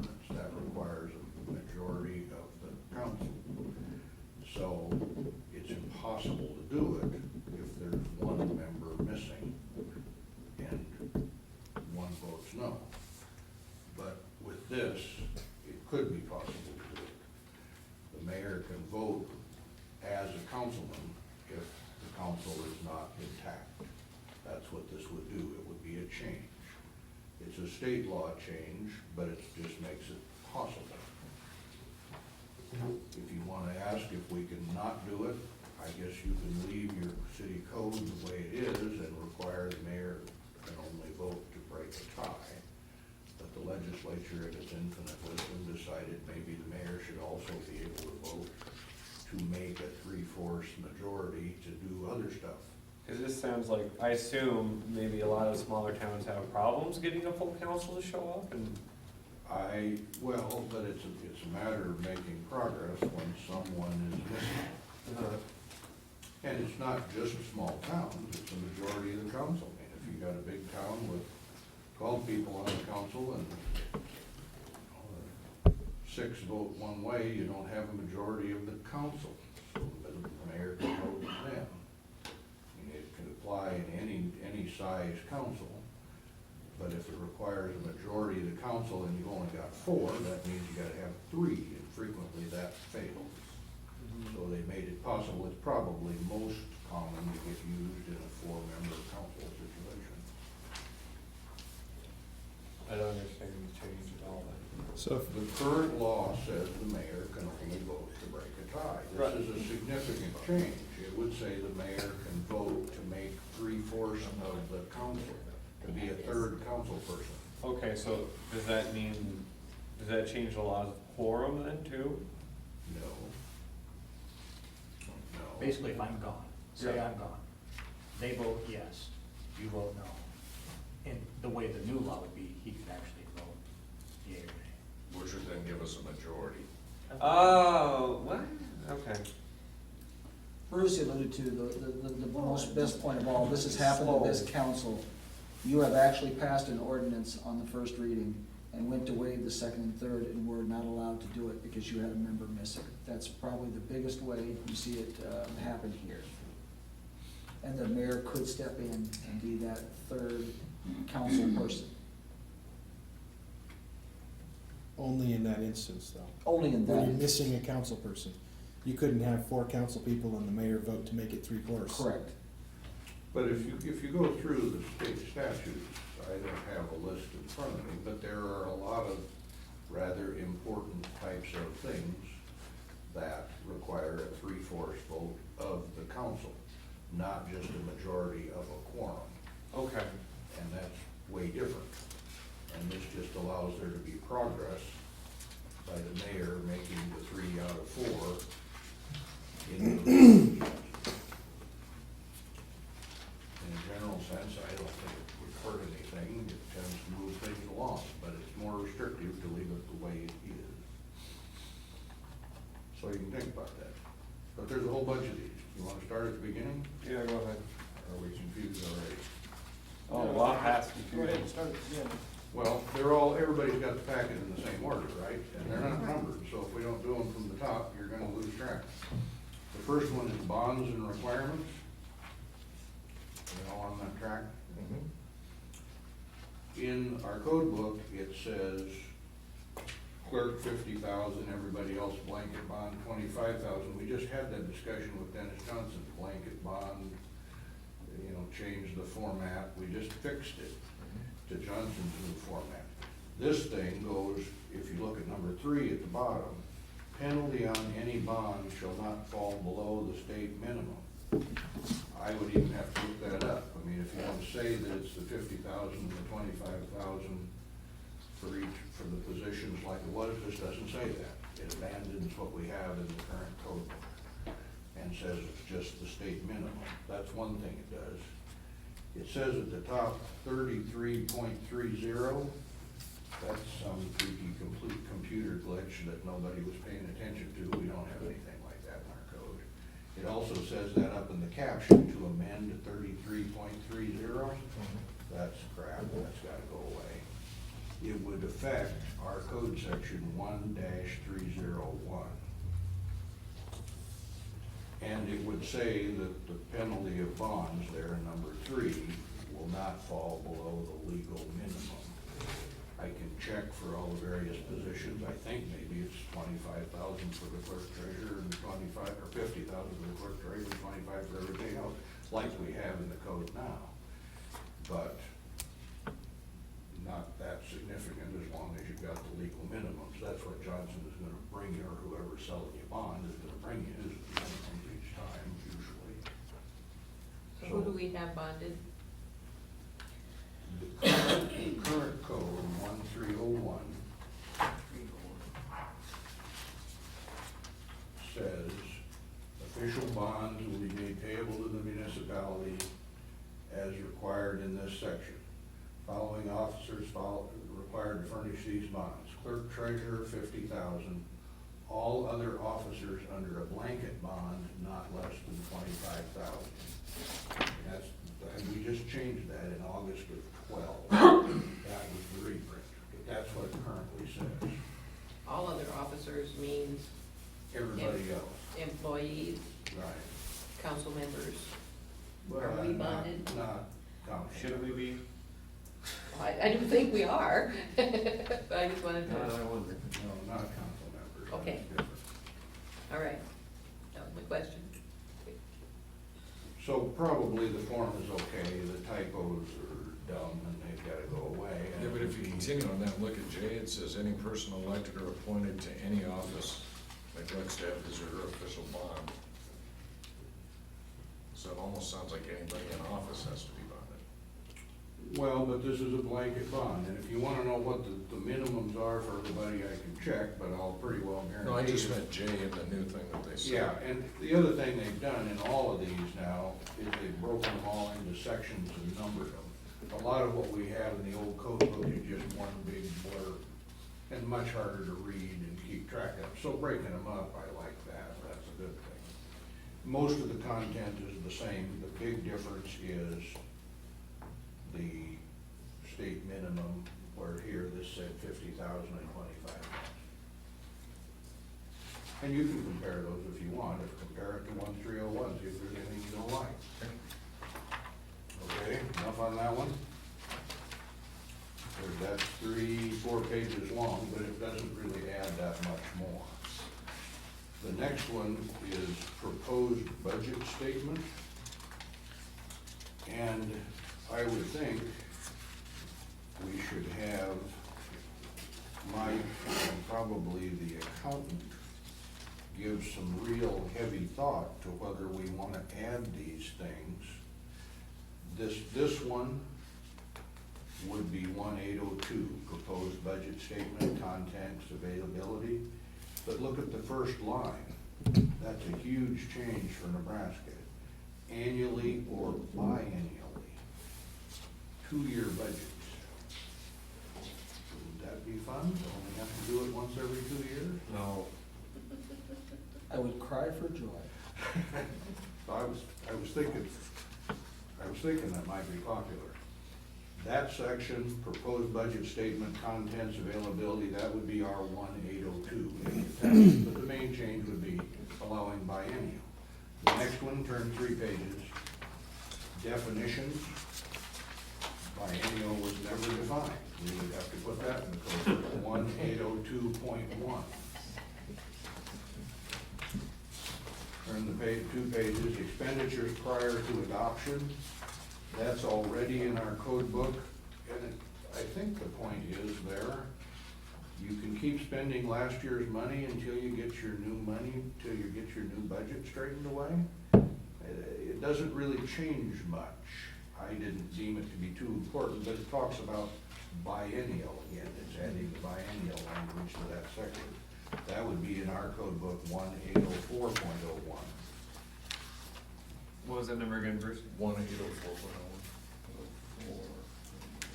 The next one, proposed budget statement, hearing adoptions, that would be our 1803. And again, it adds the possibility all the way along of a biennial budget. And the next one, adopted budget statement filing certification, would be our 1804. And again, it's just dumping in all the biennial language. If you turn the page on that one to the second page, I'm reading the one that's now says adopted budget statement, filing, certificate, amount of tax. Clear there. You look at the second page, the very top line, 1% of a greater or lesser amount is determined under 38.48. Somebody's copying computer crap from somebody else's city code. That's not us. Ours says statute 13505, and I think that's probably what it needs to say. Did you lose me, Joe? Nope. Got it? Yep. Okay, that was just that second page, and that's just another gross typo from, good Lord, I don't know why they're sending us that stuff. Who is this from? Well, it's from the League of Municipalities through American Legal Publishing. Well, I gripe at these guys all the time anyway, because I don't like their new system very well, but they're getting sloppier instead of better, it seems. Used to be, they sent us what we needed, where we needed it, kind of ready to go. Now they send out these generic, oh my God, where's it gonna fit, what are we gonna do things. And now, this time, or about the first time, they didn't even proofread whose was the last one they printed. They sent us these kooky code numbers in there. Okay, the next one, city village clerk. 1203 that would be, and that is just strictly harmonizing with some language in the new statute. They changed the clerk law a little bit. Lori might want to read that and see if she thinks it matters. I don't think there's any changes that we need to worry about, but that would be the new version of what the clerk's duties are by state law. What they've done, and there's one coming up on treasurer, they've taken some of the duties relative to bond issues, keeping track of bond issues, paying bond issues, out of the clerk's duties, and they put them in the treasurer duties. That probably makes sense. In Plainview, it makes no difference, because it's a single office. Many years ago, there used to be a treasurer, remember Mildred? Yeah. And so, that's the physical difference, is there's some stuff I think came out of the clerk's thing and then in the treasurer's thing, which is coming up. That's 1203 would be our ordinance. This one hasn't been. The next one that's in the packet is a blank form that says nothing. I don't know why they wrote that. I couldn't think of anything to print on that. The next one is mayor voting as part of the city council. That's the one we talked about when we opened this discussion. That would be our 1-101, if you choose to adopt it. The next one is nuisances, and it provides an appeal, and I think maybe this came out of the Nebraska court case. There was never anything in the nuisance law about weeds and nuisances and abating nuisances that provided any way to get it reviewed. It just said the city can do this and send you the notice and you gotta do it. Now this provides an appeal process. It says you have to send notice to the owner, and then at the top of the second page, it says there can be a written appeal, and you have to have an appeal to an appointed officer. So that's the new stuff that's coming in there, but that's a state law, so I think we probably have to adopt it if we're gonna keep this in the code. That would be our 6-336. What was the number again? 6-336.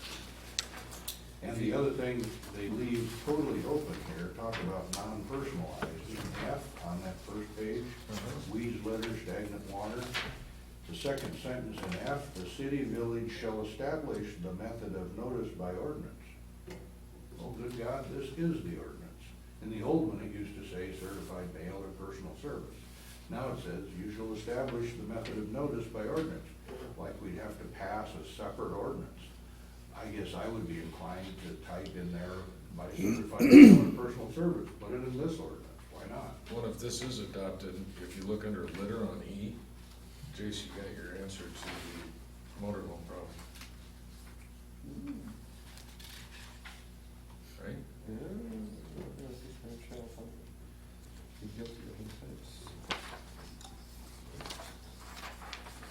Back on the second page, litter. Yeah, vehicles. And we had that anyway.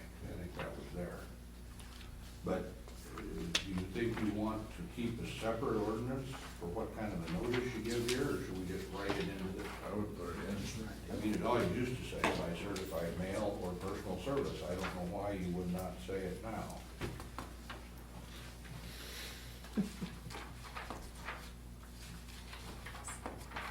And the appeal process, we will have to have a plan. Notice that says, hearing shall be conducted by an officer as designated in the ordinance. This is the ordinance. So who's gonna conduct that hearing? City administrator, of course. But I don't know. I mean, if you pass this, we gotta think about who's gonna run that hearing. Think about it now, or what? Make Nancy do it. Yes. I was gonna say the mayor. You probably don't wanna have an elected, you want to keep an administrative official. The next one, reading and passing of ordinances. Are you there? Yep. That is another one that would be changed by that mayor can be the majority vote language. It's in a case where an ordinances requires 3/4 for suspension or a majority of members to pass, the ordinance thing allowed for the mayor to break a tie in this section too. And they've changed the language to update Okay, it, so so we the mayor can't, can do the. we don't pass the first one, this one's, no, there's no. You don't pass either one of them if you don't pass them. That would be, I'm sorry, 1-606. This is the one I was looking for. Well, prostitution, huh? The next one, prostitution, says it would be illegal in Plainview to pay for sex except with your spouse. That's why I was laughing, just so you know. I think in my house. Well, you don't have to? Going rate pretty high, you're out. I have a hard time believing we're ever going to prosecute that crime in Plainview. I would be inclined to leave that out. Right here. Right. That's what it says. It does. Is this serious? Not only for money, but anything of value. Well, it doesn't put- So like Andrew Jackson. You know, the scary part is they actually had some reason they put this. What is this even? The change involves prosecution of a person under 18 years of age and the fact that they could go to juvenile court. But I thought the way I presented it was more interesting. This is very, thank you, I appreciate it, I woke up right away. Because that's what it said, with any person not his or her spouse, in None. exchange for money. So as long as it's a freebie, it's okay. I think so. That's what you're saying. All right. So we got a chance. Yeah, What was the number on our book currently on that one? we don't have one. That's what it says. We clearly have to adopt. We have to get it in there, Judy, we have to do this. And the last one, city village treasurer. That picks up Depends how duties of Easter the started. treasurer. You might read that over for purposes of the office. It does talk, and I don't know that there's a lot of change there, about a lot of receipts whenever money comes into the office and so on. But the change is the business of the treasurer responsible for the bonds. Keep track of the bonds, pay the bonds, instead of the clerk. Don't know where they had that problem, but they changed it. Okay, you got a number? Yeah, that would be 1204. So, in round figures, we could make all of these and get them numbered and ready. Well, is there not a general adopting ordinance or something that they sent you? I didn't get that. This is all they sent me. I gave you, There always used to be a primary over the top of all of them, we're gonna pass all I think we these kind of used what we ordinances. used in the past. First, you just use that and then put the numbers in once these ordinances have been I numbered like and to do that, description. and we can number all of them accordingly. Do you think you want them all except the money thing at home? Well, and I'd like some time to think about the mayor thing. Well, that's fine. And I think that does put a lot of power in the mayor's seat. It does. And Bob is already crazy with power, so. He's out of control. Top of control. The whole parade has on her. Yeah, exactly. It's just. Yeah, it's just as much as anything, it's an efficiency thing. And it just allows the mayor to fill in as a council member. The same situation exists today in a village, because a chairman of the village board is still a board member. He's a chairman and can vote.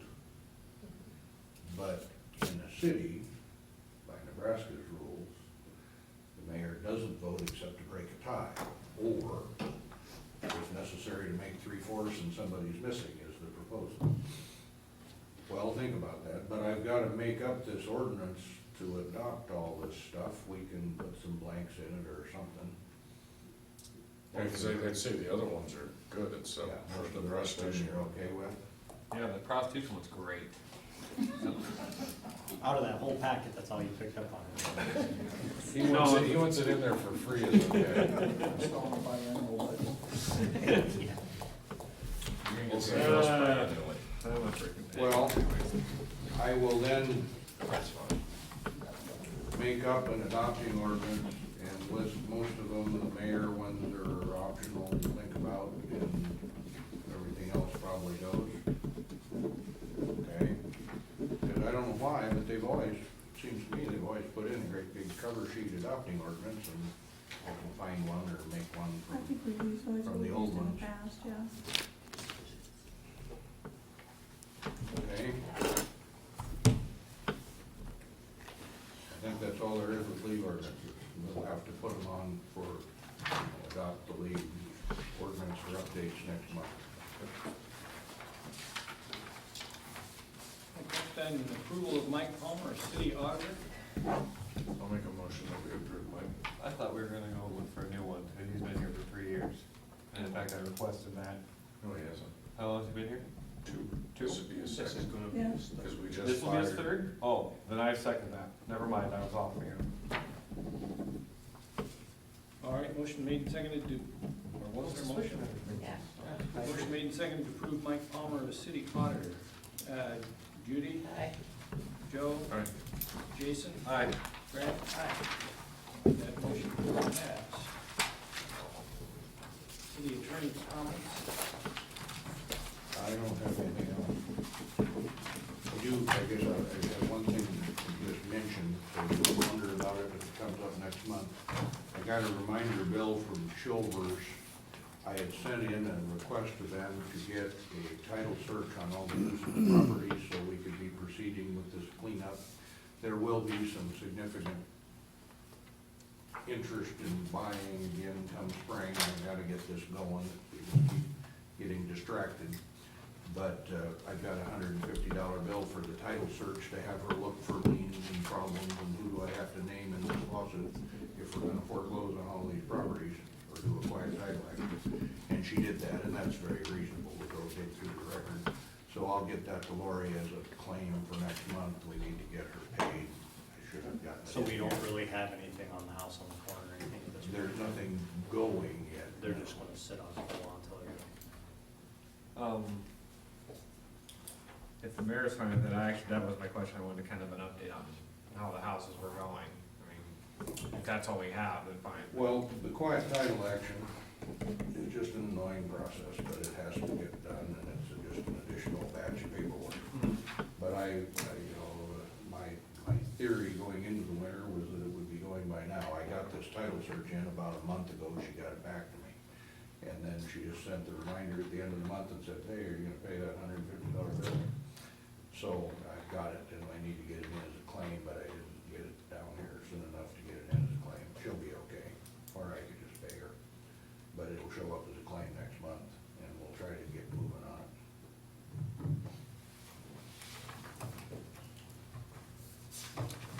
Next time, administrators' comments.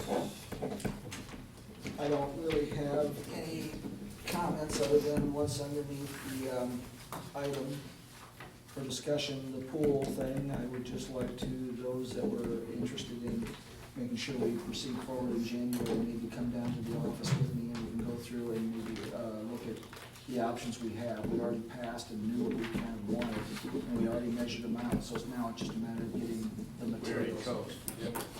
We already did that in the meeting. You wanna get together Thursday? You wanna take the three of us? All we have to do Yeah, is just we do should, it. I'm guessing it's already circled and everything, because we had that Yeah, year. cause we even measured.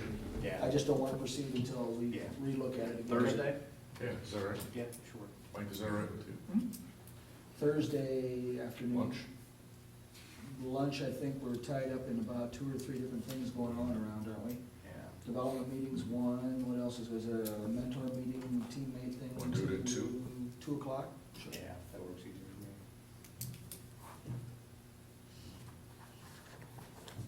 for me. Discussion action on the appointment of health insurance agent. The first thing I'll say is foremost, we probably absolutely need to change an agent based upon our experience of this year. The difficulty we have is you have 2 difficulties. One, the timeliness of it has been very hard to sit there. Right now, the process, she's actually putting them in because of the way it was structured through the broker and through that firm, those quotes that you saw. 2, in order to get a broker, and I think we should, you need to have a bid go out, just like where there's 2 separate processes. The mayor does this, and I think we should too. I think we should have a bid out, and that way, people We like didn't Kelly have a, Lauer, we didn't have a bid for her she was existing, and she was our broker of record. from the year before. Right, there was no bid. We don't normally just go out and bid. I mean, she's been our broker of record for longer than me. Right, but we said at the special meeting, go contact the broker, because Town and Country, every one of their agents can offer the exact same package. It's not that they can't, Joe, it's that you would have to go through the process, the bid of having everyone come forward and rebid in front of you again, and we're trying to just get this No, taken care no, of. you wouldn't have, because we voted on to accept the co-opportunity gold plan. Okay, but we're talking a legal issue about bidding, or what? Yeah, you need to have the brokers come before you and bid and present their case, and then you select the broker. But, Mike, when we've told you to go get bids and whatnot like that, you only would get 3 and you say in front of us, and this is what you like, and I understand what's different. Timeliness. This was Okay. all the timeliness, she had all the paperwork, everything needs to get in or January 14th, by January 15th, they need to be in. This was the difficulty of doing this, the broker thing. I'm not saying you can't fire her, you know, as an issue. Okay, so where are you getting at? What are you gonna do? I'm saying that if you do, tomorrow's the So 14th. we're stuck with her anyway? We're stuck with it. But if we would, I disagree. I think even the timing of the special meeting, all along, she was the one in control of what we had. she lied to the council, she lied to your employees, we voted that she does not get a dime from the city, and yet we're still gonna pay her to be the broker this year? That's wrong. That's completely against what we voted for.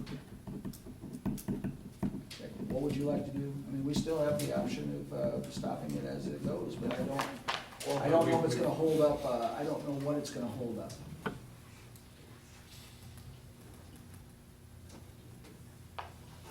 Yeah, it's a matter of being time. But we weren't when we did it.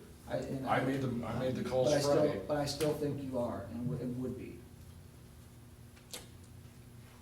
Mike, when we talked yesterday, it sounded like you had options, you had bids out. Not for brokers. In the afternoon, I asked how it was going, and you said, yeah, I got a couple. I got people that are interested in doing the broker situation. As far as Kelly Mauer, Madison County Bank, we have brokers out there that would be willing to do this. And I think they need to come before the council. I do believe that. Is it even an option to do a special meeting as ASAP, as soon as we possibly legally can, to get the bids in to do that? I honestly, I think the council agrees, I don't think you'll get a darn thing. I think we already know what plan we're taking, that's not the question at this point. I mean, I think we already know we're doing the opportunity goal. They can get us that, get it to us. Right, but if we would've called a different broker on Friday, and that broker would've logged in as the agent of record last Friday, We could have. we would've been fine. But we hadn't bid it. We didn't, it's not a bid. You've already chose the plans. You've chosen the plans. Right. It's So he's just a saying matter of we have to anybody bid else for the locally broker. being able to service that for 1 year. Instead, we're going to reward somebody who came before the council and the city employees and flat out misrepresented everything. Bruce? Bruce, am I running into any legality here of the broker? We've never ever put a broker before without Well, coming I to the think council. this is entirely new ground. You've got a situation here that is different than ever before. You used to bid insurance plans. Right, we're not bidding the And they would plan. come in and provide news about their plan and a price for their plan, and you would pick a plan, and the person that was selling it came along on the coattails. That was their plan, they were the only one that was selling it. Now, the plan is an existing government-defined plan. I mean, you're not bidding that in that sense, so. I suspect they're all gonna have the same price. I don't know where that takes you so far as any legality of bidding. I think it's more of a personnel hiring issue now than it is a price bidding issue. I mean, but, Do we you've got know to establish a what- process if you're gonna do it. Does she get money off of every month's I have billing? no clue what. I don't either. Well, you'd have to ask other agents that can do it. Absolutely, they get a commission off. You're gonna their lose bids. quite a few agents with saying you want co-opportunity gold. Not every agent can get co-opportunity.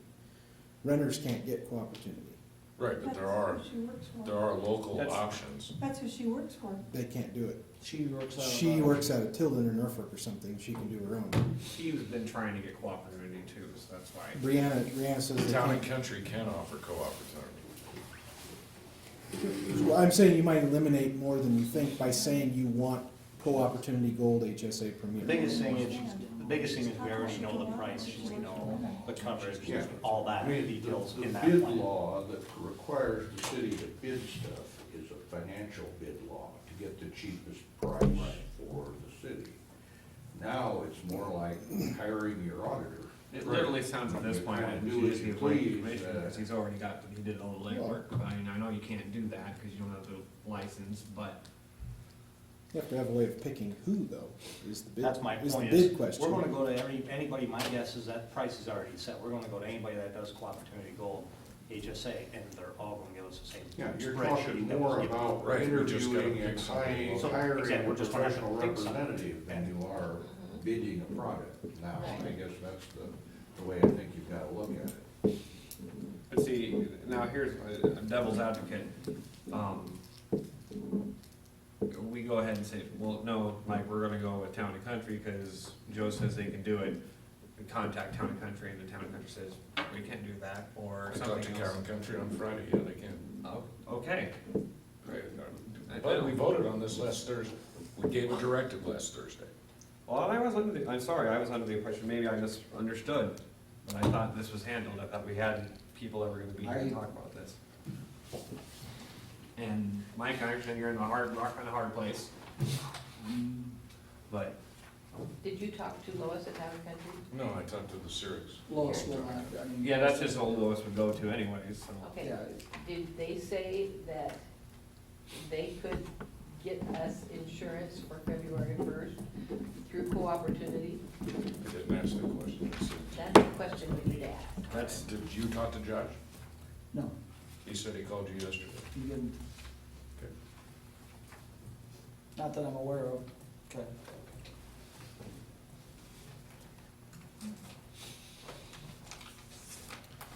I think in Judy Bauer's defense, some of this is everything being so new. No.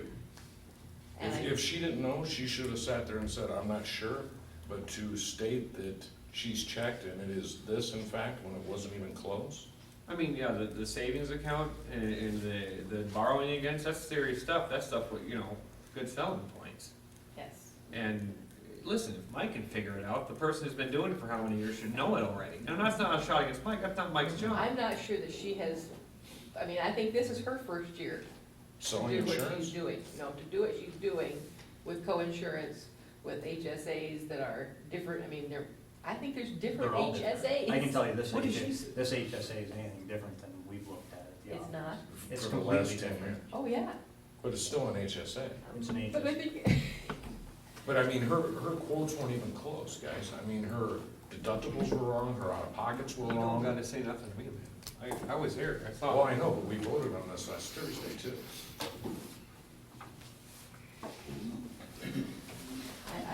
I can't imagine having worked with it where I did. I can't imagine going to a company misrepresenting everything and having them give For me what it's worth, business. you can apply online at Co-Opportunity's website. Without a Yourself. broker, I know. Absolutely. And it's the same Gold Premier HSA that it And that's always my is. point with, we're gonna go to anybody, You it's could gonna give just- us the exact same You could, price. I mean, you could try to do it yourself, just So call then who gives Co-Opportunity the brokerage Direct. fee? Nobody. If you do it through the system, it essentially knocks out the local agent or whoever, but then you don't have a local representative. You're dealing with the computer. I mean, I had that discussion, for example, with Dennis Johnson. I said, and this isn't quite on point, but get the idea.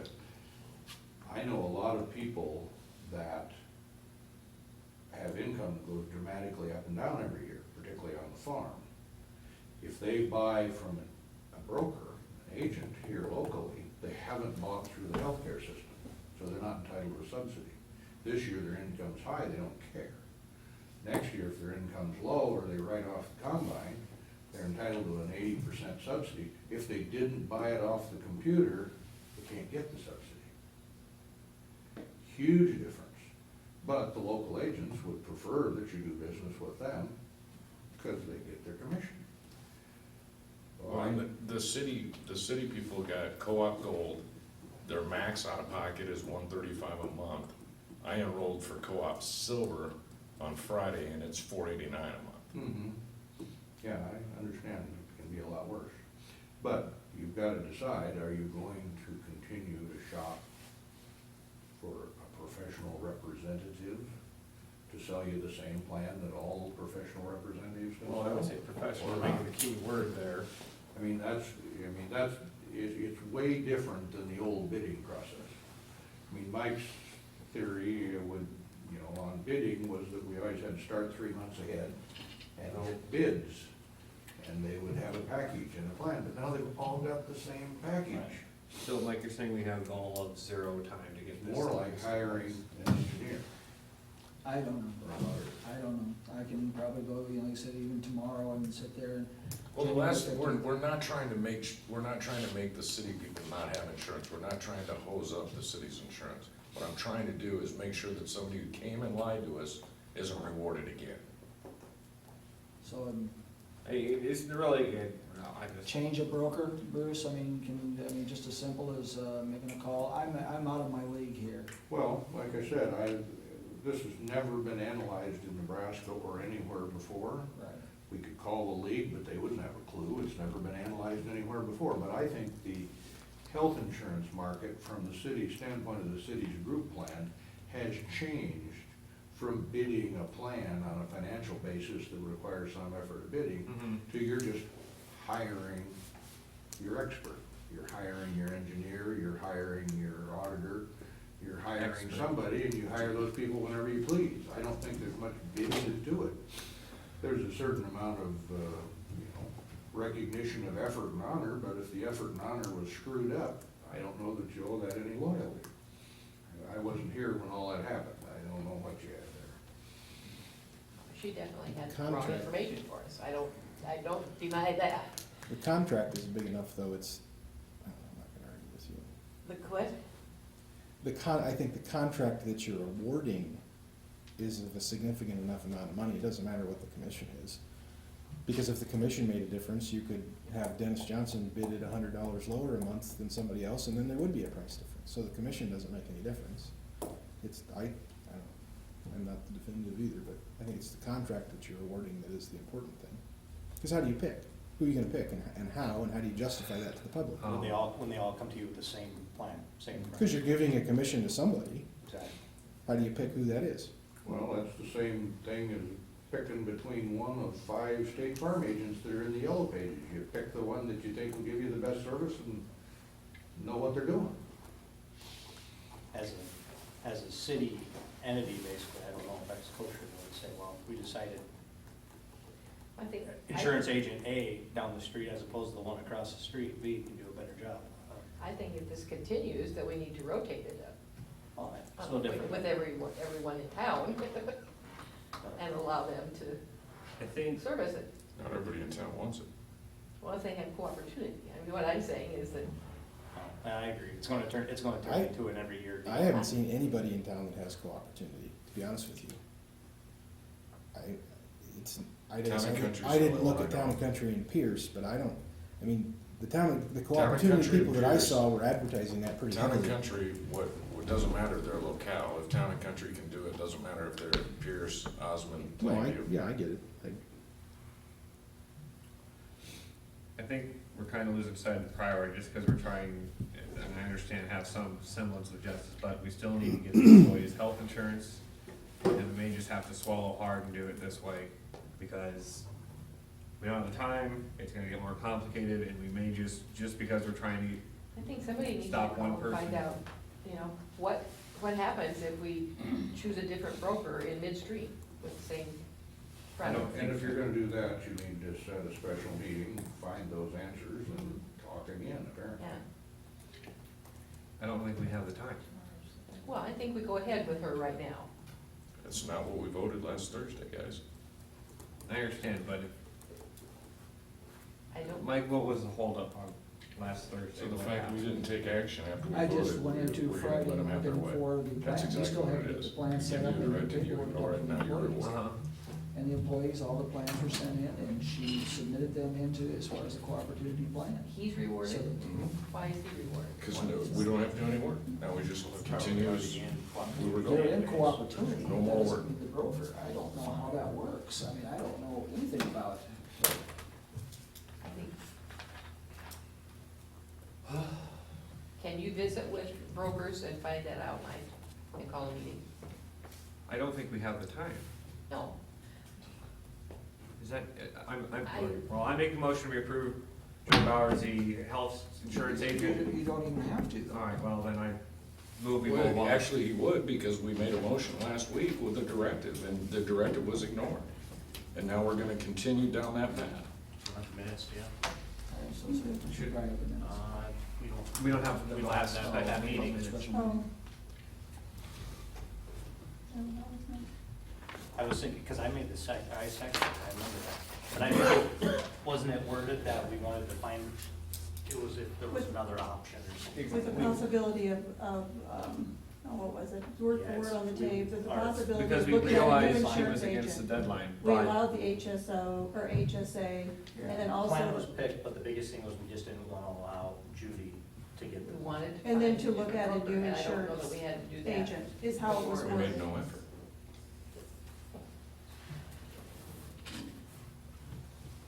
You don't have your tape in front of you and you don't have your minutes in front of you.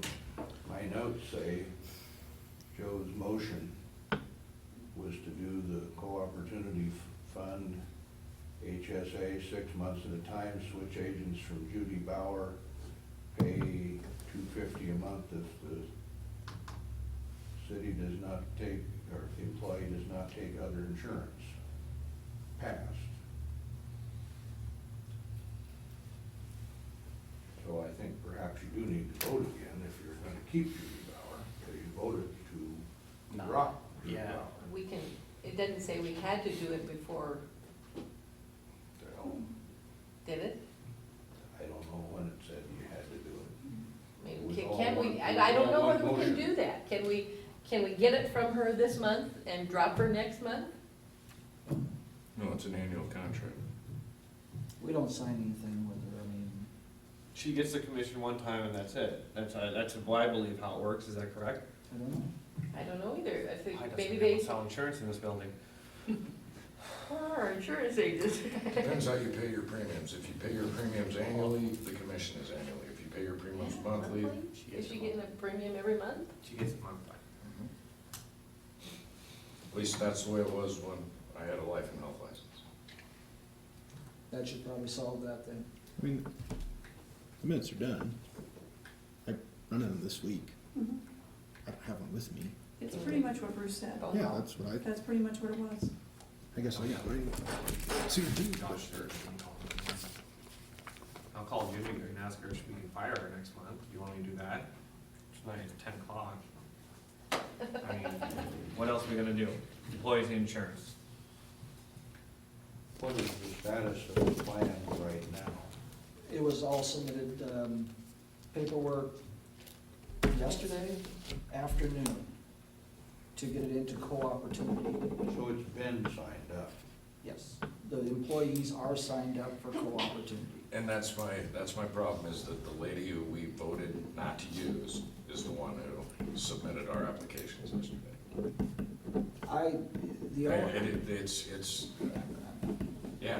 It's exactly it. You can laugh, but dude, we gave you a I'm directive. not saying a word, Joe. All right. I'm not saying a word.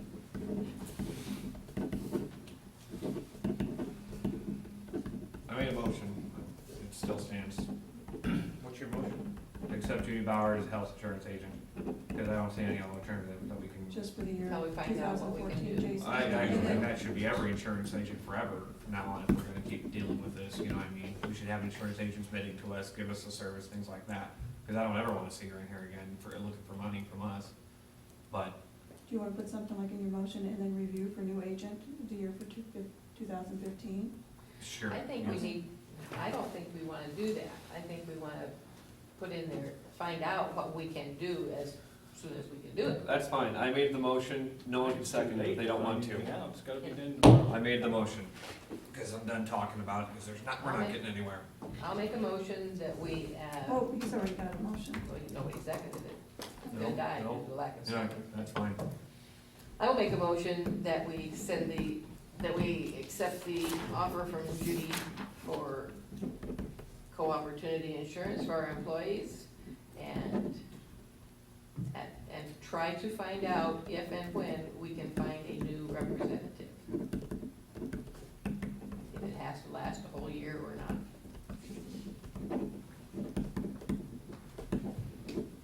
Okay, Judy, say that one more time, to accept. I make a motion that we accept Judy Bauer as our representative and get the February's date for our employees to have co-opportunity insurance, and then try to find out how soon we can rid ourselves of said representative. I don't know what's legal, I don't know what's. We need to find out. Application date is the 15th, you say, in order for it to be legitimate by the 1st of February. Because we missed the deadline on the 16th of December and that, so.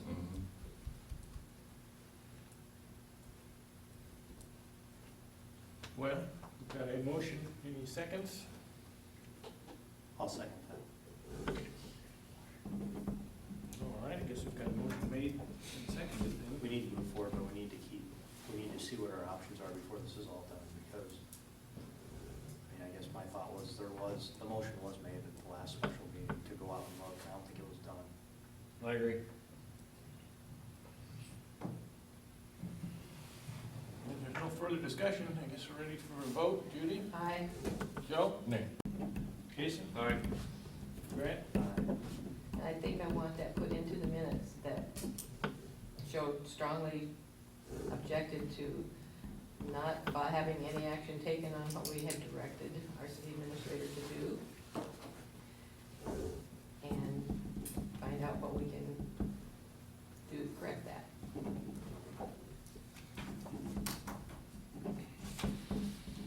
Next item on here. Council comments, is that where we're at? Anybody in the council have any really comments besides what we did already?